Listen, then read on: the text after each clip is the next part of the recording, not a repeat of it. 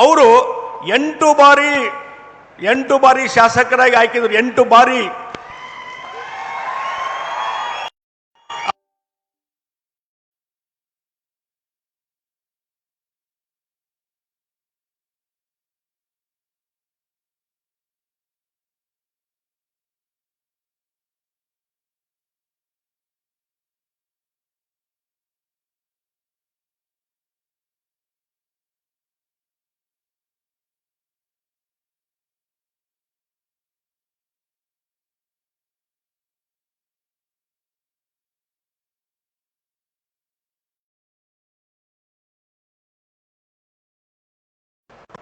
ಇನ್ನಿತರ ಸಂದರ್ಭದಲ್ಲಿ ಸಹಿತ ನಾನು ಅವರು ಕೂಡಿ ಸಚಿವರಾಗಿ ಕೆಲಸ ಮಾಡುವಂಥ ಸಂದರ್ಭದಲ್ಲಿ ಯಾವ ರೀತಿಯಾದಂಥ ಒಂದು ಆಡಳಿತ ನಿರ್ವಹಣೆ ಇತ್ತು ನನ್ನ ಕಣ್ಣು ಮುಂದೆ ಇದೆ. ಇವತ್ತು ಯಾವುದೇ ಇಲಾಖೆ, ಅದು ಕೃಷಿ ಇಲಾಖೆ ಇರ್ಬೋದು, ತೋಟಗಾರಿಕೆ ಇಲಾಖೆ ಇರ್ಬೋದು, ಮತ್ತು ಇನ್ನು ಯಾವುದೇ ಇಲಾಖೆ ಅಥವಾ ಅವರಿಗೆ ಕೊಡದಾದಂಥ ಇಲಾಖೆ ಬಗ್ಗೆನೂ ಸಹಿತ ಕ್ಯಾಬಿನೆಟ್ನಲ್ಲಿ ಹಲವಾರು ವಿಚಾರಗಳ ಬಗ್ಗೆ ಚರ್ಚೆ ಆಗಿತ್ತು. ಅವರು ತಮಗೆ ಸಂಬಂಧ ಇಲ್ಲದಂಥ ಇಲಾಖೆಗಳ ಬಗ್ಗೆ ಸಹಿತ ಅಂಕಿ ಸಂಖ್ಯೆ ಸಹಿತ ಎಲ್ಲ ರೀತಿಯಾದ ಚರ್ಚೆಯಲ್ಲಿ ಭಾಗವಹಿಸುವಂಥ ವ್ಯಕ್ತಿತ್ವ ಯಾರಿದ್ರೆ ಅದು ಉಮೇಶ್ ಕತ್ತಿ ಅವ್ರದ್ದು ಅನ್ನುವಂಥ ಮಾತನ್ನು ಇವತ್ತು ನಾನು ಹೇಳಬೇಕಾಗ್ತದೆ. ಆ ರೀತಿ ಆಡಳಿತ ಅನುಭವ, ಮಾಹಿತಿಯ ಅನುಭವ, ಮತ್ತು ಯಾರಾದರೂ ಅಧಿಕಾರಿಗಳು ಏನಾದರೂ ಒಂದು ತಾಂತ್ರಿಕ ದೋಷವನ್ನು ಇಟ್ಟಿದ್ರೆ ಅದನ್ನು ಹೊಡೆದು ಹಾಕಿ ಇವತ್ತು ಒಂದು ರಾಜಕೀಯವಾಗಿ ನಿರ್ಧಾರ ಮಾಡಿದರೆ ಅದನ್ನು ಅನುಷ್ಠಾನ ಮಾಡುವಂಥ ಕೆಲಸ ಉಮೇಶ್ ಕತ್ತಿಯವರು ಮಾಡಿದರು. ನಿಮಗೊಂದು ಉದಾಹರಣೆ ಕೊಡ್ತೀನಿ. ನಾನು ಹುಬ್ಬಳ್ಳಿ ಕ್ಷೇತ್ರದಿಂದ ಆರಿಸಿ ಬಂದಂಥ ವ್ಯಕ್ತಿ, MLA ಇದ್ದೆ, ನಾನು ಮಂತ್ರಿ ಆಗಿದ್ದೆ. ಆ ಸಂದರ್ಭದಲ್ಲಿ ಉಮೇಶ್ ಕತ್ತಿಯವರು ತೋಟಗಾರಿಕೆ ಇಲಾಖೆ ಮಂತ್ರಿ. ನಮ್ಮ ಭಾಗದಲ್ಲಿ ಒಂದು ತೋಟಗಾರಿಕೆಯ ಇಲಾಖೆಯ ಒಂದು 3 ಎಕರೆ ಜಮೀನು ಕಾರ್ಪೊರೇಷನ್ಗೆ ಹ್ಯಾಂಡ್ ಓವರ್ ಮಾಡಬೇಕಾಗಿತ್ತು. ಹಿಂದೆ ಹಲವಾರು ತೋಟಗಾರಿಕೆ ಮಂತ್ರಿ ಇದ್ದವ್ರಿಗೆ ನಾ ಹೇಳಿ ನೋಡಿದೆ, ಅವ್ರ ಕಡೆಯಿಂದ ಆಗಿರಲಿಲ್ಲ ಆ ಕೆಲಸ. ಕೊನೆಗೆ ಉಮೇಶ್ ಕತ್ತಿಯವ್ರನ್ನ ಒಂದು ಸಲ ಹುಬ್ಬಳ್ಳಿಗೆ ಕರ್ಕೊಂಡು ಹೋಗಿ ಆ ತೋಟಗಾರಿಕೆ ನಗರದ ಮಧ್ಯದಲ್ಲಿರುವಂಥ ತೋಟಗಾರಿಕೆ ಇಲಾಖೆಯ 3 ಎಕರೆ ಜಮೀನು ವೇಸ್ಟ್ ಕಸ ಒಗಿತಿದ್ರು. ಅದನ್ನು ದಯವಿಟ್ಟು ಕಾರ್ಪೊರೇಷನ್ ಹ್ಯಾಂಡ್ ಓವರ್ ಮಾಡ್ರಿ, ಅಲ್ಲೊಂದು ಕಾಯಿಪಲ್ಯ ಮಾರುಕಟ್ಟೆಯನ್ನು ಮಾಡ್ತೀನಿ ಅಂತಂದಾಗ ಇಮಿಡಿಯೇಟ್ಲಿ ವಿದಿನ್ 1 ಮಂತ್ 2 ಮಂತ್ಸ್ ಒಳಗಾಗಿ ಎಲ್ಲ ಪ್ರೊಸೆಸ್ ಮಾಡಿ ಕ್ಯಾಬಿನೆಟ್ ತೊಗೊಂಬಂದು ಅದನ್ನು ಹ್ಯಾಂಡ್ ಓವರ್ ಮಾಡುವಂಥ ಕೆಲಸ ಇವತ್ತು ಯಾರಾದರೂ ಮಾಡಿದರೆ ಅದು ಉಮೇಶ್ ಕತ್ತಿ. ಅದು ಅವರ ಆಡಳಿತ, ಒಂದು ನಿರ್ವಹಣೆ ಯಾವ ರೀತಿ ಇತ್ತು ಅನ್ನುವಂಥ ಇದಕ್ಕೆ ಒಂದು ಉದಾಹರಣೆ ಅನ್ನುವಂಥ ಮಾತನ್ನು ಈ ಸಂದರ್ಭದಲ್ಲಿ ಹೇಳ್ತೀನಿ. ಬೆಳಗಾವಿ ಹಿಂದಿನ ಸಂಸದರು ಮಂತ್ರಿಗಳಾಗಿದ್ದಂಥ ದಿವಂಗತ ಸುರೇಶ್ ಅಂಗಡಿಯವರು, ಅವ್ರ ಜೊತೆನೂ ಭಾಳ ಒಂದು ಆತ್ಮೀಯವಾದಂಥ ಸಂಬಂಧ. ಆ ಸಂದರ್ಭದಲ್ಲಿ ನಾನು ಈ ಭಾಗದಲ್ಲಿ ಪ್ರವಾಸ ಮಾಡುವಂಥ ಸಂದರ್ಭದಲ್ಲಿ ರಾಜ್ಯ BJP ಅಧ್ಯಕ್ಷನಾಗಿ ಲೀಡರ್ ಆಫ್ ಅಪೋಸಿಷನ್ ಬಂದಾಗ ನನ್ನ ಜೊತೆ ಸುರೇಶ್ ಅಂಗಡಿಯವರು ಬರ್ತಿದ್ರು, ಉಮೇಶ್ ಕತ್ತಿಯವರು ಬರ್ತಿದ್ರು. ಬೇರೆ ಬೇರೆ ಆದಂಥ ವ್ಯಕ್ತಿಗತ ಡಿಫ್ರೆನ್ಸ್ ಆಫ್ ಒಪಿನಿಯನ್ ಇದ್ದಾಗೂ ಸಹಿತ ಕೊನೆಗೆ ಪಕ್ಷದ ಒಂದು ನಿರ್ಧಾರಗಳು ಏನಿದ್ದು ಅದನ್ನು ಅನುಷ್ಠಾನ ಮಾಡುವಂಥದ್ದಕ್ಕೆ ಸುರೇಶ್ ಅಂಗಡಿಯವರು, ಉಮೇಶ್ ಕತ್ತಿಯವರು ಕೈ ಜೋಡಿಸಿ ಕೆಲಸ ಮಾಡಿದ್ದು ಇವತ್ತು ನನಗೆ ನೆನಪಿದೆ. ಮತ್ತು ಇನ್ನೊಂದು, ಇಲ್ಲಿ ಬೆಳಗಾವಿ ಉಸ್ತುವಾರಿ ಮಂತ್ರಿಯಾಗಿ ಕೆಲಸ ಮಾಡುವಾಗ ಬಹುಶಃ ನಮ್ಮ ಇಲ್ಲಿ ಶಾಸಕರಿದ್ದಾರೆ, ಅಭಯ ಪಾಟೀಲ್ ಇದ್ದಾರೆ, ಸಂಜಯ್ ಪಾಟೀಲ್ ಇದ್ದಾರೆ, ಬೆನಿಕೆ ಎಲ್ಲರಿದ್ದಾರೆ, ಅವರಿಗೆಲ್ಲ ಗುರ್ತು ಯಾವ ರೀತಿ ಇವತ್ತು ಯಾರು ಶಾಸಕರಿದ್ರು, ಅಲ್ಲಿದ್ದಂಥ ಪ್ರಮುಖರಿದ್ದರು ಜಿಲ್ಲೆಯಲ್ಲಿ, ಎಲ್ಲರನ್ನೂ ವಿಶ್ವಾಸ ತೆಗೆದುಕೊಂಡು ಯಾವುದೇ ರೀತಿಯಂಥ ವಿವಾದಕ್ಕೆ ಈಡಲಾರದೆ ಒಂದು ಸರಿಯಾದಂಥ ನಿರ್ಧಾರ ಮಾಡಿ ಬೆಳಗಾವಿ ಮತ್ತು ಈ ಜಿಲ್ಲೆಯ ಹಿತದೃಷ್ಟಿಯಿಂದ ಉತ್ತಮವಾದಂಥ ನಿರ್ಧಾರ, ಅದು ಎಲ್ಲರೂ ವಿಶ್ವಾಸ ತೆಗೆದುಕೊಂಡು ಮಾಡುವಂಥ ಕೆಲಸ ಇವತ್ತು ಯಾರಾದರೂ ಮಾಡಿದರೆ ಅದು ಉಮೇಶ್ ಕತ್ತಿಯವರು ಅನ್ನುವಂಥ ಮಾತು ಇವತ್ತು ಹೇಳಬೇಕಾಗ್ತದೆ. ಆ ರೀತಿಯಾದಂಥ ಒಂದು ಆಡಳಿತ ನಿರ್ವಹಣೆ. ಮತ್ತು ಇನ್ನೊಂದು ಮಾತನ್ನು ಹೇಳ್ತೀನಿ, ಅವ್ರು ಯಾವಾಗಲೂ ನನ್ನ ಮುಂದೆ ನಾನು ಕೂಡ ಚರ್ಚೆ ಮಾಡುವಾಗ ಹೇಳ್ತಿದ್ರು, ನಮ್ಮ ತಂದೆಯವರು ಹಾರ್ಟ್ ಅಟ್ಯಾಕ್ ಆಗಿ ತೀರ್ಕೊಂಡ್ರು. ಬಹುಶಃ ನಮ್ಮ ವಂಶದಲ್ಲೇ ಇದೆ ರೀ. ನಾನು ಯಾವಾಗ ಹಾರ್ಟ್ ಅಟ್ಯಾಕ್ ಆಗೋದು ನಾ ಯಾವಾಗ ಹೋಗ್ತೀನಿ ಅಂತ ಹೇಳಿ ಅದಕ್ಕೆ ನಾ ಹೇಳ್ತಿದ್ದೆ, ಸ್ವಲ್ಪ ಅದಕ್ಕೆ ಪ್ರಿಕಾಷನ್ ತೊಗೊಳ್ರಿ ಅಂಥೇಳಿ. ಸಾಕಷ್ಟು ಪ್ರಿಕಾಷನ್ ತೊಗೊತಿದ್ರು. ಆದರೂ ಯಾವಾಗಲೂ ಅವ್ರ ಮನಸ್ಸಾಗಿತ್ತು, ನಮ್ಮ ಆ ಪರಂಪರೆ, ನಮ್ಮ ಕುಟುಂಬದ ಪರಂಪರೆ, ನನಗೂ ಯಾವ ಸಂದರ್ಭದಲ್ಲಿ ಹಾರ್ಟ್ ಅಟ್ಯಾಕ್ ಆಗ್ತದೆ ಅಂಥೇಳಿ ಅಷ್ಟೆಲ್ಲ ಪ್ರಿಕಾಷನ್ ತೊಗೊಂಡಾಗೂ ಸಹಿತ ಅವರು ಹೃದಯಾಘಾತದಿಂದ ಅವ್ರು ತೀರ್ಕೊಂಡಿದ್ದು ನಮ್ಮೆಲ್ಲರಿಗೆ ಬಹಳ ವೇದನೆ, ಈ ಭಾಗದ ಜನರಿಗೂ ಬಹಳ ವೇದನೆ ಆಯಿತು ಅನ್ನುವಂಥ ಮಾತನ್ನು ಇವತ್ತು ನಾನು ಹೇಳಬೇಕಾಗ್ತದೆ. ಹೀಗಾಗಿ ಅಂಥ ಒಬ್ಬ ಧೀಮಂತ ವ್ಯಕ್ತಿ ಸಕ್ಕರೆ ಕಾರ್ಖಾನೆಯನ್ನು ನಿರ್ವಹಣೆ ಮಾಡಿಕೊಂಡು ಈ ಭಾಗದ ಒಂದು ಅಭಿವೃದ್ಧಿಗೆ ಒತ್ತು ಕೊಡುವಂಥ ಕೆಲಸ ಇವತ್ತು ಯಾರಾದರೂ ಮಾಡಿದರೆ ಅದು ಕೃಷಿ ಇರ್ಬೋದು, ತೋಟಗಾರಿಕೆ ಇರ್ಬೋದು, ಮತ್ತು ಬೆಳಗಾವಿಯ ಅಭಿವೃದ್ಧಿ ಬಗ್ಗೆ ಇರ್ಬೋದು, ಉತ್ತರ ಕರ್ನಾಟಕದ ಅಭಿವೃದ್ಧಿ ಬಗ್ಗೆ ಯಾವಾಗಲೂ ಕಳಕಳಿ ಇದ್ದಂಥ ವ್ಯಕ್ತಿ ಉಮೇಶ್ ಕತ್ತಿಯವರು. ಒಂದು ಮಾತನ್ನು ಹೇಳ್ತೀನಿ, ಅವರು ಭಾಳ ಒಂದು ನಗ್ಚಾಟಿಗೆ ಹುಡುಗಾಟಿಕೆಯಿಂದ ಮಾತಾಡುವಂಥ ವ್ಯಕ್ತಿತ್ವ, ಯಾವಾಗಲೂ ನಗುಮುಖ.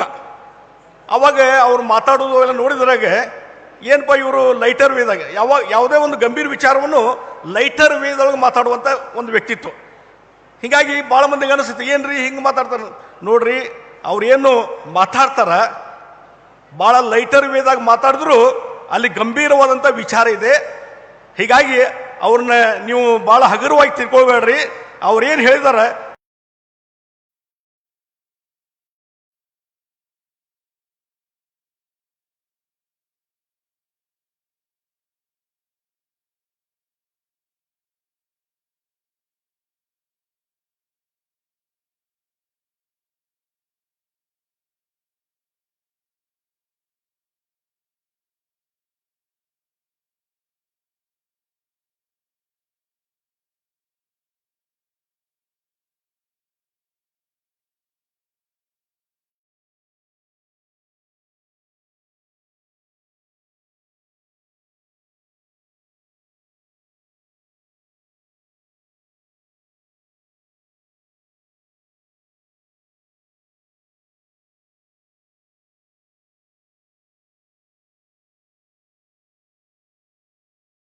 ಇವತ್ತು ಉಮೇಶ್ ಕತ್ತಿಯವರಿಗೆ ಇವತ್ತು ಅವ್ರಿಗೆ ಆತ್ಮಕ್ಕೆ ನಮನ ಮಾಡುವಂಥ ಕೆಲಸವನ್ನು ನೀವು ಮಾಡಿದ್ರಿ, ಗೌರವ ಕೊಡುವಂಥ ಕೆಲಸವನ್ನು ಮಾಡಿದ್ರಿ. ಇದು ಎಲ್ಲರಿಗೆ ನಾನು ಅಭಿನಂದನೆ ಸಲ್ಲಿಸ್ತೇನೆ. ಉಮೇಶ್ ಕತ್ತಿಯವರ ಏನು ಹಾದಿ ಇದೆ, ನಡೆದು ಬಂದಂಥ ದಾರಿ ಇದೆ, ಆ ಮಾರ್ಗದರ್ಶನದಲ್ಲಿ ಈ ಭಾಗದಲ್ಲಿ ನಾವೆಲ್ಲರೂ ನಡ್ಕೊಂಡು ಹೋಗಿ ಇನ್ನೂ ಹೆಚ್ಚಿನ ಶಕ್ತಿಯನ್ನು ಕೊಡೋಣ ಅನ್ನುವಂಥ ಮಾತನ್ನು ಈ ಸಂದರ್ಭದಲ್ಲಿ ಹೇಳಿ, ಇಂಥ ಒಂದು ಕಾರ್ಯಕ್ರಮದಲ್ಲಿ ನನಗೂ ಭಾಗವಹಿಸಲಿಕ್ಕೆ ಅವಕಾಶ ಕೊಟ್ಟಿದ್ದೀರಿ, ಗೌರವ ಕೊಟ್ಟಿದ್ದೀರಿ. ಎಲ್ಲ ಸಂಘಟಕರಿಗೆ ನಾನು ಅಭಿನಂದನೆ ಸಲ್ಲಿಸಿ ನನ್ನ 4 ಮಾತನ್ನು ಮುಗಿಸ್ತಾ ಇದ್ದೇನೆ. ನಮಸ್ಕಾರ. ಜೈ ಹಿಂದ್, ಜೈ ಕರ್ನಾಟಕ. ನೆನಪಿನ ಅಂಗಳದಲ್ಲಿ ಸುಂದರವಾದಂಥ ನುಡಿಗಳೊಂದಿಗೆ ನಮಗೆ ಬಲ ತುಂಬಿದಂಥ ಮಾನ್ಯರಲ್ಲಿ ಧನ್ಯವಾದ ಸಮರ್ಪಿಸ್ತಾ, ಆತ್ಮೀಯರೇ, ಮಕ್ಕಳನ್ನು ಕಂಡ ಕೂಡಲೇ ಮಕ್ಕಳಾಗುತ್ತಿದ್ದ ಮುಗ್ಧ ಜೀವ ಅಂದರೆ ಅವರು ಉಮೇಶ್ ಕತ್ತಿಯವರು. ಉಮೇಶಣ್ಣ ಕತ್ತಿಯವರ ಮೊಮ್ಮಗ, ಪ್ರೀತಿಯ ಮೊಮ್ಮಗ, ಅವರನ್ನ ಅಪ್ಪ ಅಂತಾನೆ ಕರಿತಾ ಇದ್ದಂತ ಆರ್ಯನ್ ನಿಖಿಲ್ ಕತ್ತಿ ಇದೀಗ ತನ್ನ ಸವಿ ನುಡಿಗಳ ಮೂಲಕ ತಮ್ಮ ಪ್ರೀತಿಯ ಅಜ್ಜನ ಕುರಿತಾಗಿ 2 ನುಡಿಗಳನ್ನ ಆಡ್ತಾ ಇದ್ದಾರೆ. ವೇದಿಕೆಗೆ ಬರಮಾಡಿಕೊಳ್ತಾ ಇದ್ದೇನೆ ನಿಮ್ಮೆಲ್ಲರ ಚಪ್ಪಾಳೊಂದಿಗೆ ಆರ್ಯನ್ ಇವರನ್ನ.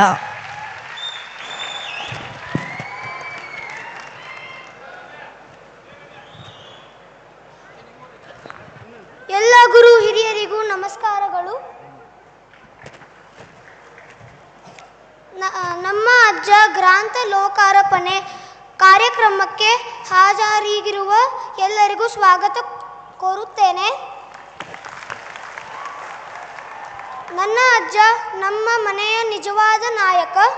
ಅವರು ನಮ್ಮ ಕುಟುಂಬಕ್ಕೆ ಸಂವಿಧಾನ ಬರೆದವರು, ಶಿಸ್ತನ್ನು ನಿಯಮವನ್ನಾಗಿ ಮಾಡಿದ್ದವರು, ಪ್ರೀತಿಯನ್ನು ಧರ್ಮವನ್ನಾಗಿ ಮಾಡಿದ್ದವರು.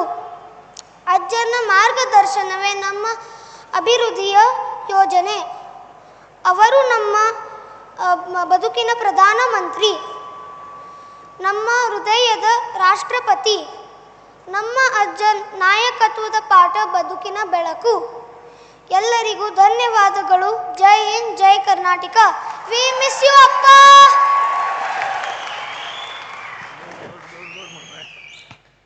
ತೊದಲು ನುಡಿಗಳಲ್ಲಿ ತನ್ನ ಪ್ರೀತಿಯನ್ನ ತೋರ್ಪಡಿಸಿದಂತ ಆರ್ಯನ್ ಇವರಿಗೆ ಧನ್ಯವಾದಗಳನ್ನ ಸಮರ್ಪಿಸ್ತಾ, ಇದೀಗ ನಾನು ಮಾನ್ಯ ರಾಜ್ಯಸಭಾ ಸದಸ್ಯರು ಶ್ರೀ ಈರಣ್ಣ ಕಡಾಡಿ ಸಾಹೇಬರನ್ನ ವೇದಿಕೆಗೆ ಬರಮಾಡಿಕೊಳ್ತಾ ಇದ್ದೇನೆ. ಈ ಒಂದು ಸಮಾರಂಭವನ್ನು ಉದ್ದೇಶಿಸಿ ಮಾತನಾಡುವಂತೆ ವಿನಂತಿಸಿಕೊಳ್ತಾ ಇದ್ದೇನೆ. ಅದೇ ರೀತಿ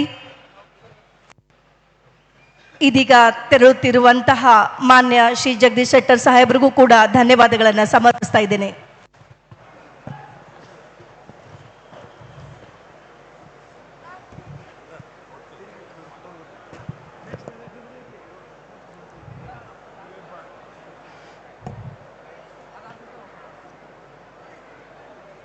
ಉಮೇಶ್ ಕತ್ತಿ ಉತ್ತರ ಕರ್ನಾಟಕದ ಕನಸುಗಾರ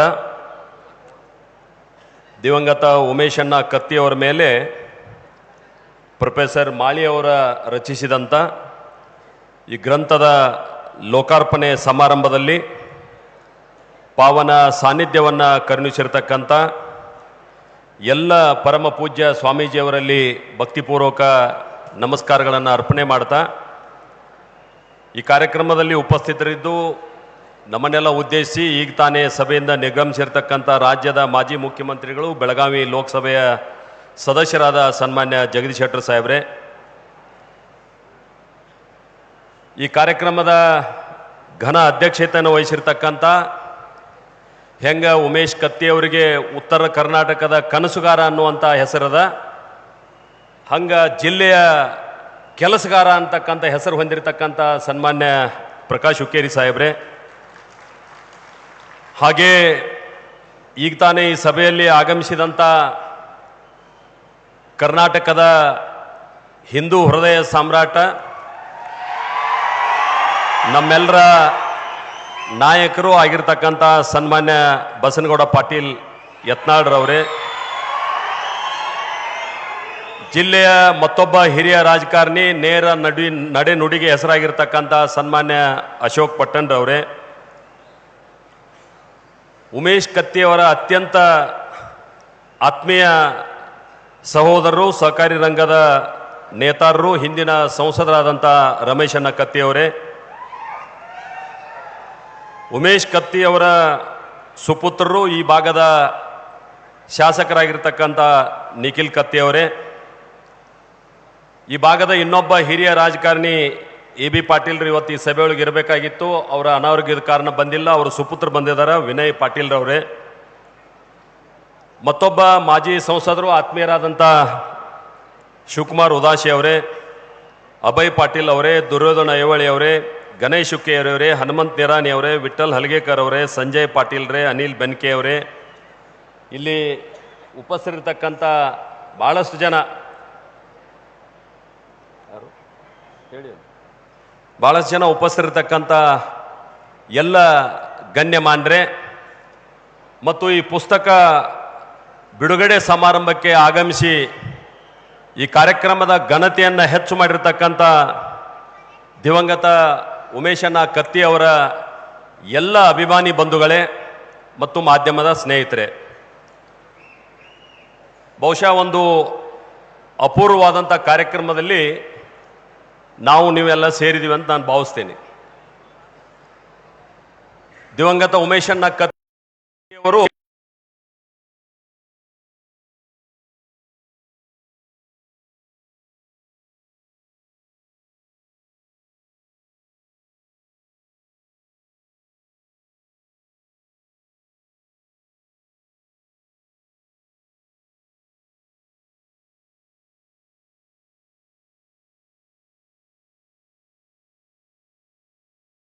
ತಂದೆಯವರ ಆ ಸ್ಥಾನವನ್ನು ತುಂಬಲಿಕ್ಕೆ ಇಡೀ ಕ್ಷೇತ್ರದ ಹಿರಿಯರೆಲ್ಲ ಸೇರಿ ನನಗೆ ಹೇಳ್ತಿದ್ರು ಅವರು, ಆವಾಗ ನಾ ಕೂಡಿದಾಗ ನನಗಿದರ ಇಂಟ್ರೆಸ್ಟೇ ಇರಲಿಲ್ಲ.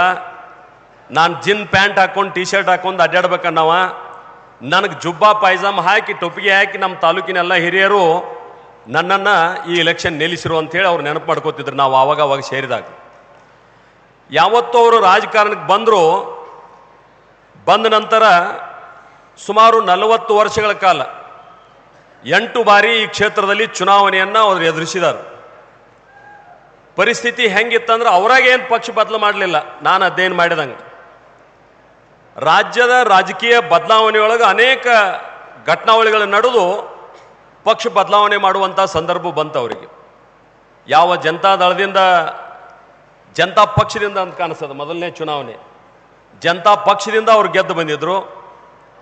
ಅದಾದಮೇಲೆ ಜನತಾ ಪಕ್ಷ ಹೋಗಿ ಜನತಾ ದಳ ಆಯಿತು, ಅವಾಗೂ ಗೆದ್ದು ಬಂದರು. ಸಂಯುಕ್ತ ಜನತಾ ದಳ ಆಯಿತು, ಅವಾಗೂ ಅವ್ರು ಗೆದ್ದು ಬಂದರು. ಆಮೇಲೆ ಅವರು JDSನಿಂದನೂ ಗೆದ್ದು ಬಂದರು, BJPಯಿಂದನೂ ಗೆದ್ದು ಬಂದರು.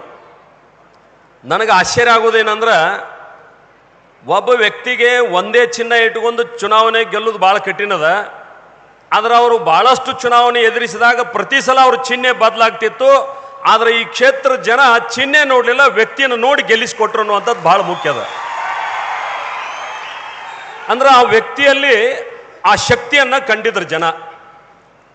ಅದ್ರ ಲೀಡರ್ಶಿಪ್ ಇವತ್ತು ಹೆಂಗೆ ಡೆವಲಪ್ ಆಕೈತೆ ಅಂದ್ರೆ ಅವರು ಜನರ ಮಧ್ಯೆ ಹರಡಿದಂಥ ಒಬ್ಬ ನಿಜವಾದ ಜನನಾಯಕ ಅವರು. ಆದ್ರೆ ಈಗ ನೋಡಾತು ನಾವು ಜನನಾಯಕರು ಯಾರಂತೇಳಿ. ಈಗ ಪೋಸ್ಟರ್ದಾಗ ಜನನಾಯಕರು ಹುಟ್ಟಾತಾರ. ಯಾವುದರ ಜಾತ್ರೆಯಾಗ ಪೋಸ್ಟರ್ ಕಟ್ಕೋದು, ಯಾವುದರ ಹಬ್ಬದಾಗ ಜಾತ್ರೆ ಪೋಸ್ಟರ್ ಕಟ್ಕೋದು, ಇಲ್ಲಾಂದ್ರೆ ಯಾರ್ದಾರ ಲೀಡರ್ ಕೆಳಗೆ ಪೋಸ್ಟರ್ ಕಟ್ಕೊಂಡು ನಾವು ಜನನಾಯಕರು ಆಗ್ಬೇಕಂತೇಳಿ ಭಾಳ ಜನ ನೋಡ್ತಾ ಇರ್ತೀವಿ ನಾವು.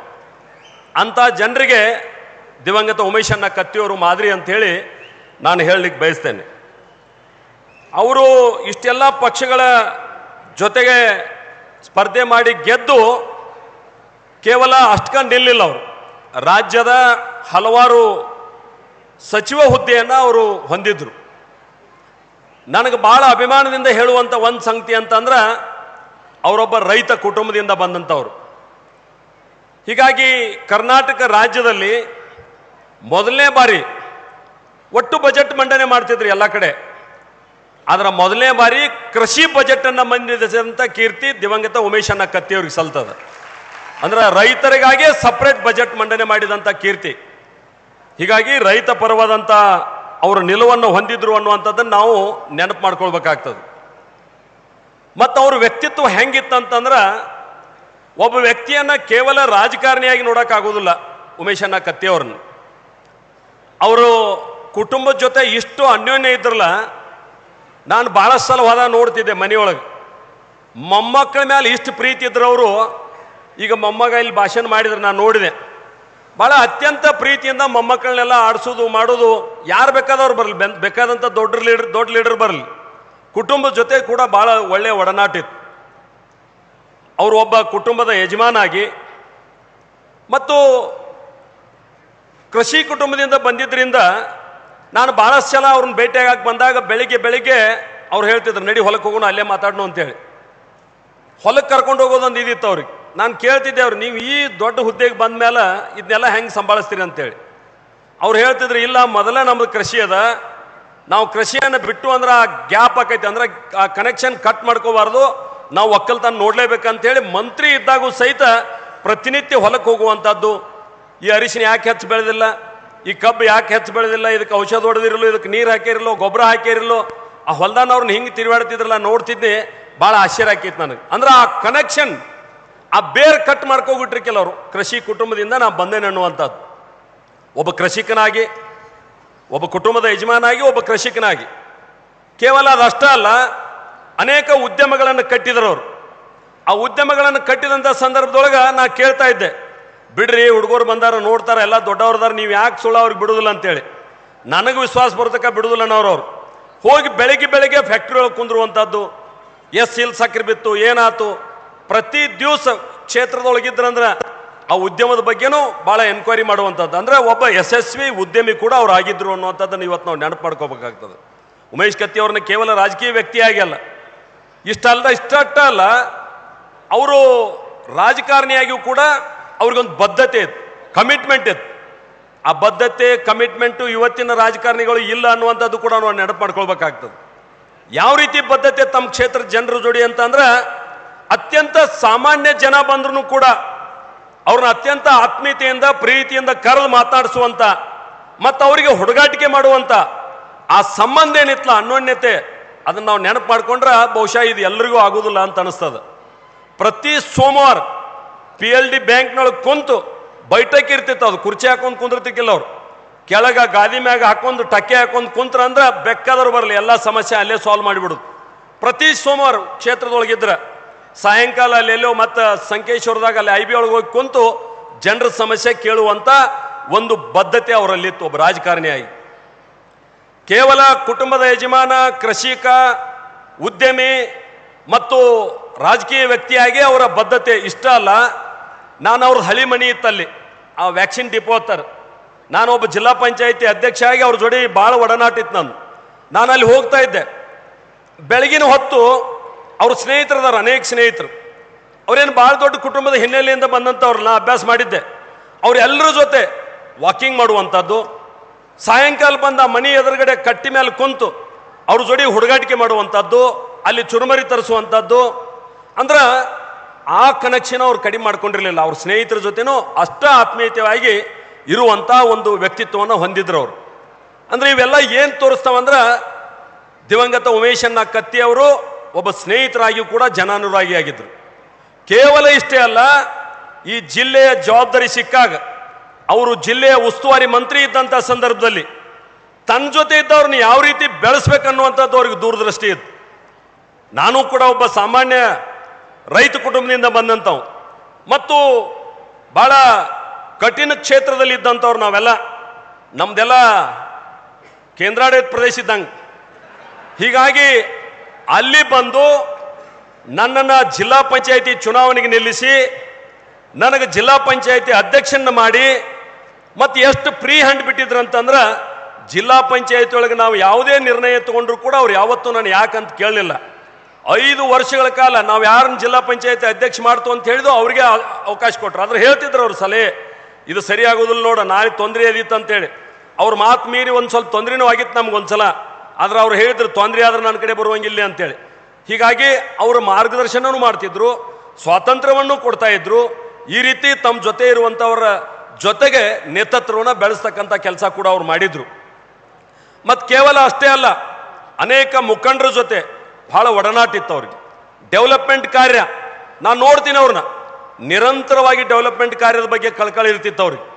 ಈ ರಸ್ತೆ ನೀರು ಅದು ಇದು ಬಂದ್ರೆ ರಮೇಶನ ಕತ್ತಿಗಳವ್ರವ್ರು ಅಲ್ಲಿ ಹೋಗ್ರಿ ಯಾವ್ಯಾವ ನೋಡ್ರಲ್ಲಿ ಅಂತೇಳಿ, ಅವ್ರ ಜವಾಬ್ದಾರಿ ಕ್ಷೇತ್ರದ ಡೆವಲಪ್ಮೆಂಟ್ ಅಂತೇಳಿ. ಅದ್ರ ದೊಡ್ಡ ಪ್ರಾಜೆಕ್ಟ್ ಏನ್ರಿ ಇದ್ರೆ ಅದನ್ನ ನಾನು ಮಾಡ್ತೇನೆ ಅಂತ ಹೇಳಿ ನಾನು ಒಂದು 10 ಸಲ ಬಹುಶಃ ಯಾವುದಿದು ಹಿಡ್ಕಲ್ ಜಲಾಶಯದ ಹತ್ರ ಕರ್ಕೊಂಡು ಹೋಗಿದ್ರು. ನೋಡು ಕಡಾಡಿ ಅವರ, ಈಗ ನಮ್ಮ ಜನ ಮೈಸೂರದ ಬೃಂದಾವನ ನೋಡಕ್ಕೆ ಹೋಗಕ್ಕೆ ಸಾಧ್ಯ ಇಲ್ಲ. ನಮ್ಮ ಜನ ಮೈಸೂರು ಬೃಂದಾವನದ ಮಾದರಿಯೊಳಗೆ ಗಾರ್ಡನ್ ಇಲ್ಲೇ ನೋಡಬೇಕು.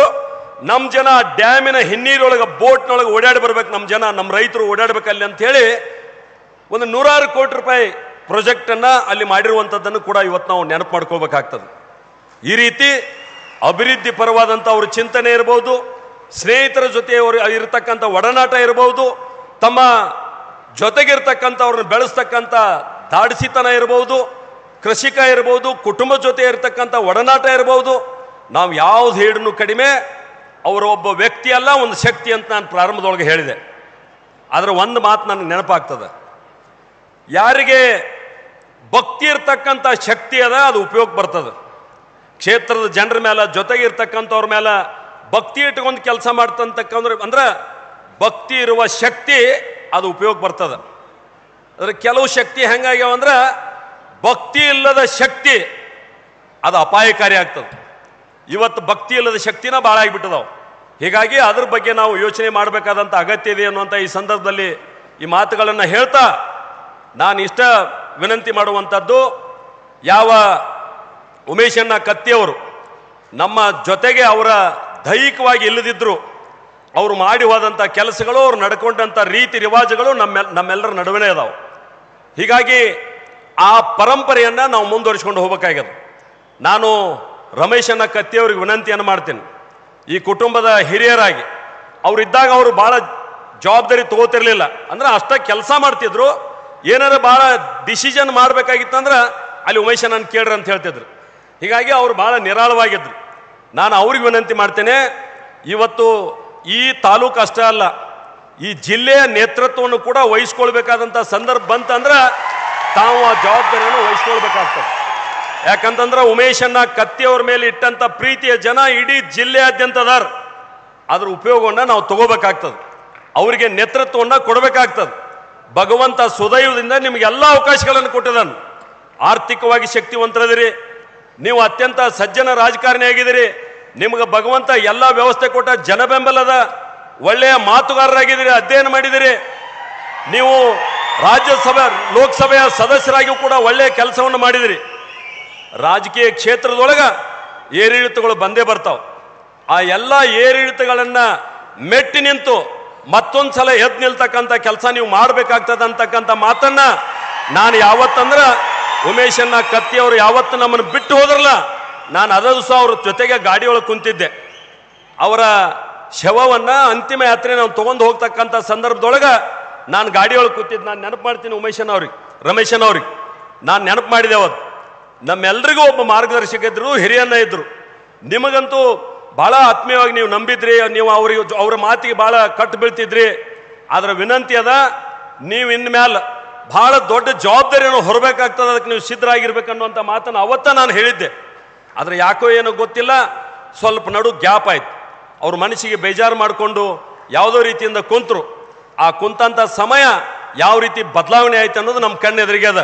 ಹೀಗಾಗಿ ಇವತ್ತು ಇಡೀ ಜನರ ಕನಸೇನದ, ಉಮೇಶಣ್ಣ ಕತ್ತಿ ಅವ್ರ ಮೇಲೆ ಇಟ್ಟಂಥ ಅಭಿಮಾನ ಏನದ, ಆ ಅಭಿಮಾನ ಕೇವಲ ಅಭಿಮಾನ ಆಗಿ ಮಾತಿನಲ್ಲೇ ಉಳಿಬಾರ್ದು, ಅದು ಕೃತಿಯೊಳಗೆ ಬರಬೇಕು, ಅದು ಜಿಲ್ಲೆಗೆ ನಿಮ್ಮ ನೇತೃತ್ವ ಬೇಕು ಅನ್ನುವಂಥ ಮಾತನ್ನ ಈ ಸಂದರ್ಭದಲ್ಲಿ ಹೇಳಿ, ಉಮೇಶಣ್ಣ ಕತ್ತಿಯವರು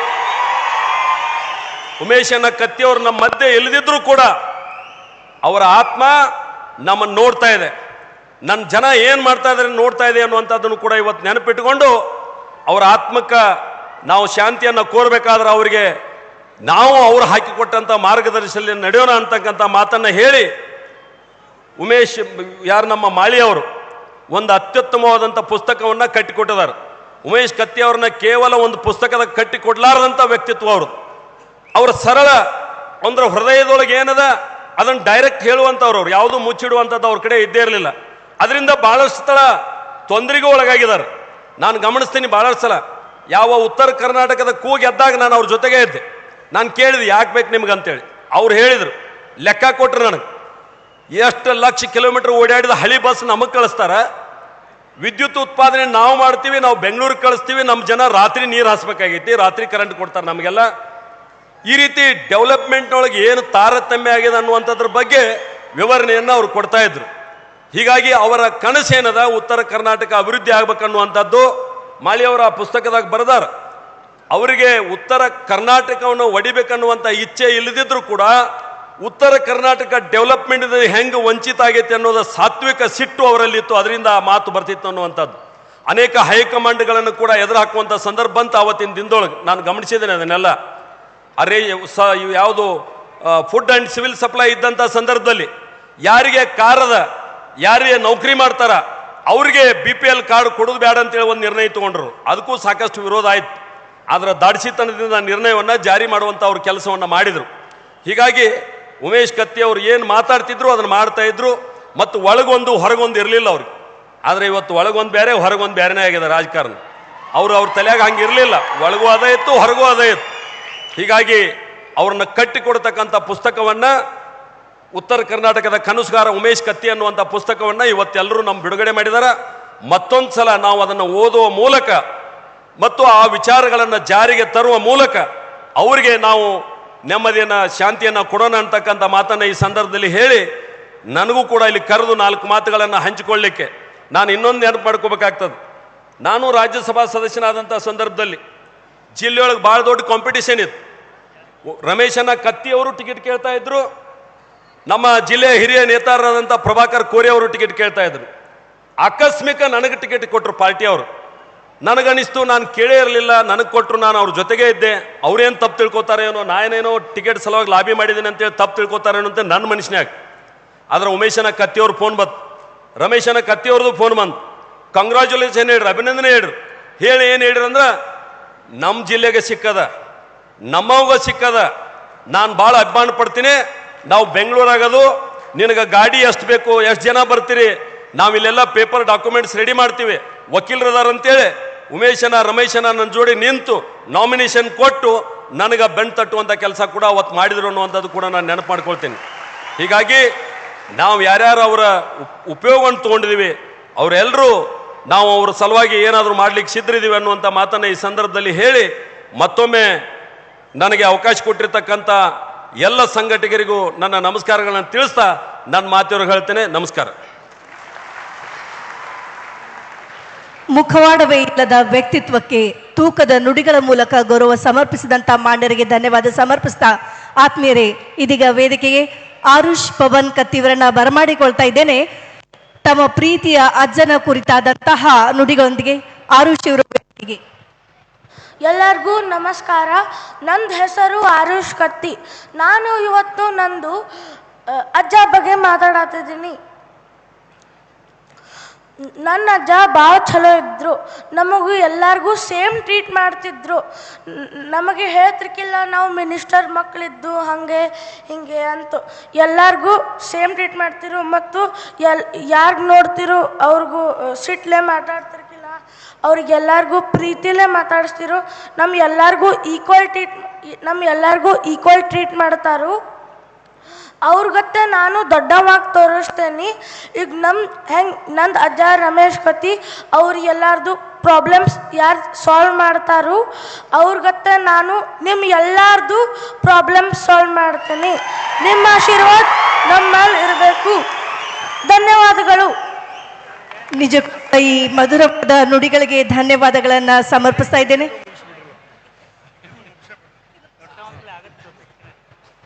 ಶಾಂಭವಿ ಪೃಥ್ವಿ ಕತ್ತಿಯವರು ಕೂಡ ಪ್ರತಿ ಅಜ್ಜನ ಕುರಿತಾಗಿ ತೊದಲು ನುಡಿಗಳನ್ನು ಹಂಚಿಕೊಳ್ತಾ ಇದ್ದಾರೆ. ಈ ಮಕ್ಕಳ ಪ್ರೀತಿಗೆ ಬರಲಿ ಚಪ್ಪಾಳೆ. ಎಲ್ಲರಿಗೂ ನನ್ನ ನಮಸ್ಕಾರಗಳು. My name is Shambhavi Prithvi Katti. My grandfather's name is Umesh Katti and Ramesh Katti. I am the granddaughter. Umesh Katti, my grandfather, was a very good person. Was the best person in the whole world. My grandfather taught me more lessons than everyone. He told me every time love others, help others and show kindness. He used to, whoever comes from factory, school or anyone, he used to treat them well and he used to solve their problem. Whoever asked him help, he used to help them. If he could not do that, he used to take some more time and complete it. My grandfather taught me a lesson. Every time help others. Every time don't tell bad words to others. My grandfather used to help this. This is our Katti family's culture. My father, my kaka, my dodappa, my ajja follows this. Dodappa, we all miss you. Dodappa, we'll all take your lessons. We'll take your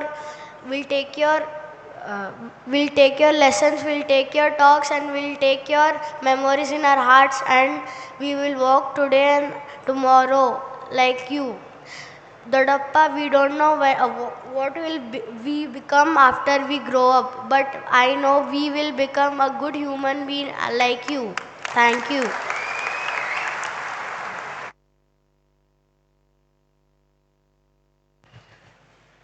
Shri ಉಮೇಶಣ್ಣ ಕತ್ತಿಯವರು ಎಲ್ಲಿದ್ದಾರೆ ಅಂದರೆ ಈ ಮುದ್ದಾದ ಮಕ್ಕಳ ಭವಿಷ್ಯದಲ್ಲಿದ್ದಾರೆ. ಜೋರಾದ ಚಪ್ಪಾಳೆಗಳು ಬರಲಿ. ಧನ್ಯವಾದಗಳೊಂದಿಗೆ ಇದೀಗ ವಿಧಾನಸಭೆಯ ಮುಖ್ಯ ಸಚೇತಕರು ಮತ್ತು ಶಾಸಕರು ಶ್ರೀ ಅಶೋಕ್ ಪಟೇಲ್ ಒಂದು ಕಾರ್ಯಕ್ರಮವನ್ನು ಉದ್ದೇಶಿಸಿ ಮಾತನಾಡುವಂತೆ ವಿನಂತಿಸಿಕೊಳ್ತಾ ಇದ್ದೇನೆ. ಈ ಕಾರ್ಯಕ್ರಮದ ದಿವ್ಯ ಸಾನ್ನಿಧ್ಯ ವಹಿಸಿರ್ತಕ್ಕಂಥ ನಿಡೋಶಿ ಸಿದ್ಧ ಸಂಸ್ಥಾನ ಮಠದ ಶ್ರೀ ಜಗದ್ಗುರು ಪಂಚಮಶಿವ ಲಿಂಗೇಶ್ವರ ಸ್ವಾಮಿಗಳ ನಮಸ್ಕರಿಸುತ್ತಾ ಮತ್ತು ವೇದಿಕೆ ಮೇಲೆ ಕೂತಿರ್ತಕ್ಕಂಥ ಇನ್ನೆಲ್ಲ ಗುರುಗಳಿಗೆ ನಮಸ್ಕರಿಸುತ್ತಾ ಅಧ್ಯಕ್ಷತೆ ವಹಿಸಿರ್ತಕ್ಕಂಥ ವಿಧಾನ ಪರಿಷತ್ ಸದಸ್ಯರು, ಮಾಜಿ ಸಚಿವರು, ದೆಹಲಿಯ ವಿಶೇಷ ಪ್ರತಿನಿಧಿಯಾಗಿರ್ತಕ್ಕಂಥ ನಮ್ಮೆಲ್ಲರ ಹಿರಿಯ ಅಣ್ಣರಾದ ಪ್ರಕಾಶ್ ಪಾವಣ್ಣ ಹುಕ್ಕೇರಿಯವರೇ ಮತ್ತು ಮಾಜಿ ಮುಖ್ಯಮಂತ್ರಿಗಳಾದಂಥ ಜಗದೀಶ್ ಶೆಟ್ಟರ್ ಅವರೇ ಮತ್ತು ರಾಜ್ಯಸಭಾ ಸದಸ್ಯರಾದ ಈರಣ್ಣ ಕಡಾಡಿಯವರೇ ಮತ್ತು ಕೇಂದ್ರ ಸಚಿವರಾದ ಬಸನಗೌಡ ಪಾಟೀಲ್ ಯತ್ನಾಳ್ ಅವರೇ ಮತ್ತು ಶಾಸಕರಾದ ಅಭಯ್ ಪಾಟೀಲ್ ಅವರೇ, ಗಣೇಶ್ ಹುಕ್ಕೇರಿ ಅವರೇ, ದುರ್ಯಾದನ ಐವಳ್ ಅವರೇ ಮತ್ತು ಸಂಜಯ್ ಪಾಟೀಲ್ ಅವರೇ, ಶಿವಕುಮಾರ್ ಉದಾಸಿ ಅವರೇ ಮತ್ತು ಉಮೇಶ್ ಕತ್ತಿಯವರ ತಮ್ಮವರಾದ ರಮೇಶ್ ವಿಶ್ವನಾಥ್ ಕತ್ತಿಯವರೇ, ಶಾಸಕರಾದ ನಿಖಿಲ್ ಉಮೇಶ್ ಕತ್ತಿಯವರೇ ಮತ್ತು ನೆರೆದಿರ್ತಕ್ಕಂಥ ಅಣ್ಣ ತಮ್ಮಂದಿರೇ ಮತ್ತು ಅಕ್ಕ ತಂಗಿರೇ ಮತ್ತು ಸ್ನೇಹಿತರೆ, ಈ ದಿನ ಈ ಕಾರ್ಯಕ್ರಮ ಇಷ್ಟು ಸೇರಿರೋ ಜನ ನೋಡಿದ್ರೆ ನಮ್ಗೆ ಗೊತ್ತಾಗ್ತದೆ ಅವ್ರು ಎಷ್ಟು ಜನಪ್ರಿಯ ಆಗಿದ್ದರು ಅಂತ ನಮ್ಗೆ ಗೊತ್ತಾಗ್ತದೆ. ಅವರು ಯಾವಾಗಲೂ ಹೇಳ್ತಾ ಇದ್ರು ಉತ್ತರ ಕರ್ನಾಟಕ ಬೇರೆ ರಾಜ್ಯ ಆಗಬೇಕು ಅಂಥೇಳಿ. ಅವ್ರು ಇದ್ದಿದ್ರೆ ಬೇರೆ ರಾಜ್ಯ ಮಾಡಿ ಅವರೇ ಮುಖ್ಯಮಂತ್ರಿ ಆಗ್ತಾಯಿದ್ರು ಅಂತ ಅನಿಸ್ತಾ ಇದೆ ನನಗೆಲ್ಲನೂ. ಈಗ ಅದೇ ರೀತಿ ಹೋರಾಡೋರು ಯಾರೂ ಇಲ್ಲ. ಅವ್ರ ಅಣ್ಣಂದ ಜಾಗನ ಉಮೇಶ್ ಕತ್ತಿಯವರು ಮತ್ತು ಅವ್ರ ಮಗ ನಿಖಿಲ್ ಕತ್ತಿಯವರು ತಗೊಂಡು ಈಗ ಈ ರಾಜ್ಯನ ಈ ನಮ್ಮ ಬೆಳಗಾಂ ಜಿಲ್ಲೆನ ಮುಂದುವರಿಸ್ಬೇಕು, ನಾವೆಲ್ಲ ನಿಮ್ಮ ಜೊತೆ ಇರ್ತೀವಿ ಅಂಥೇಳಿ ಅವ್ರ ಕುಟುಂಬದವ್ರಿಗೂ ಮತ್ತು ಇಲ್ಲಿ ಇರ್ತಕ್ಕಂಥ ಜನಗಳಿಗೂ ನಾವು ಧನ್ಯವಾದ ಅರ್ಪಿಸಿ 2 ಮಾತು ಮುಗಿಸ್ತೀನಿ. ನಮಸ್ಕಾರ. ತಮ್ಮ ಕಿರುನುಡಿಗಳಿಗೆ ಧನ್ಯವಾದಗಳು ಸರ್. ಇದೀಗ ಹಾವೇರಿಯ ಮಾಜಿ ಲೋಕಸಭಾ ಸದಸ್ಯರು ಮಾನ್ಯ ಶ್ರೀ ಶಿವಕುಮಾರ್ ಉದಾಸಿ ಸಾಹೇಬ್ರು ಬೆಳಗಾವಿ ಉತ್ತರ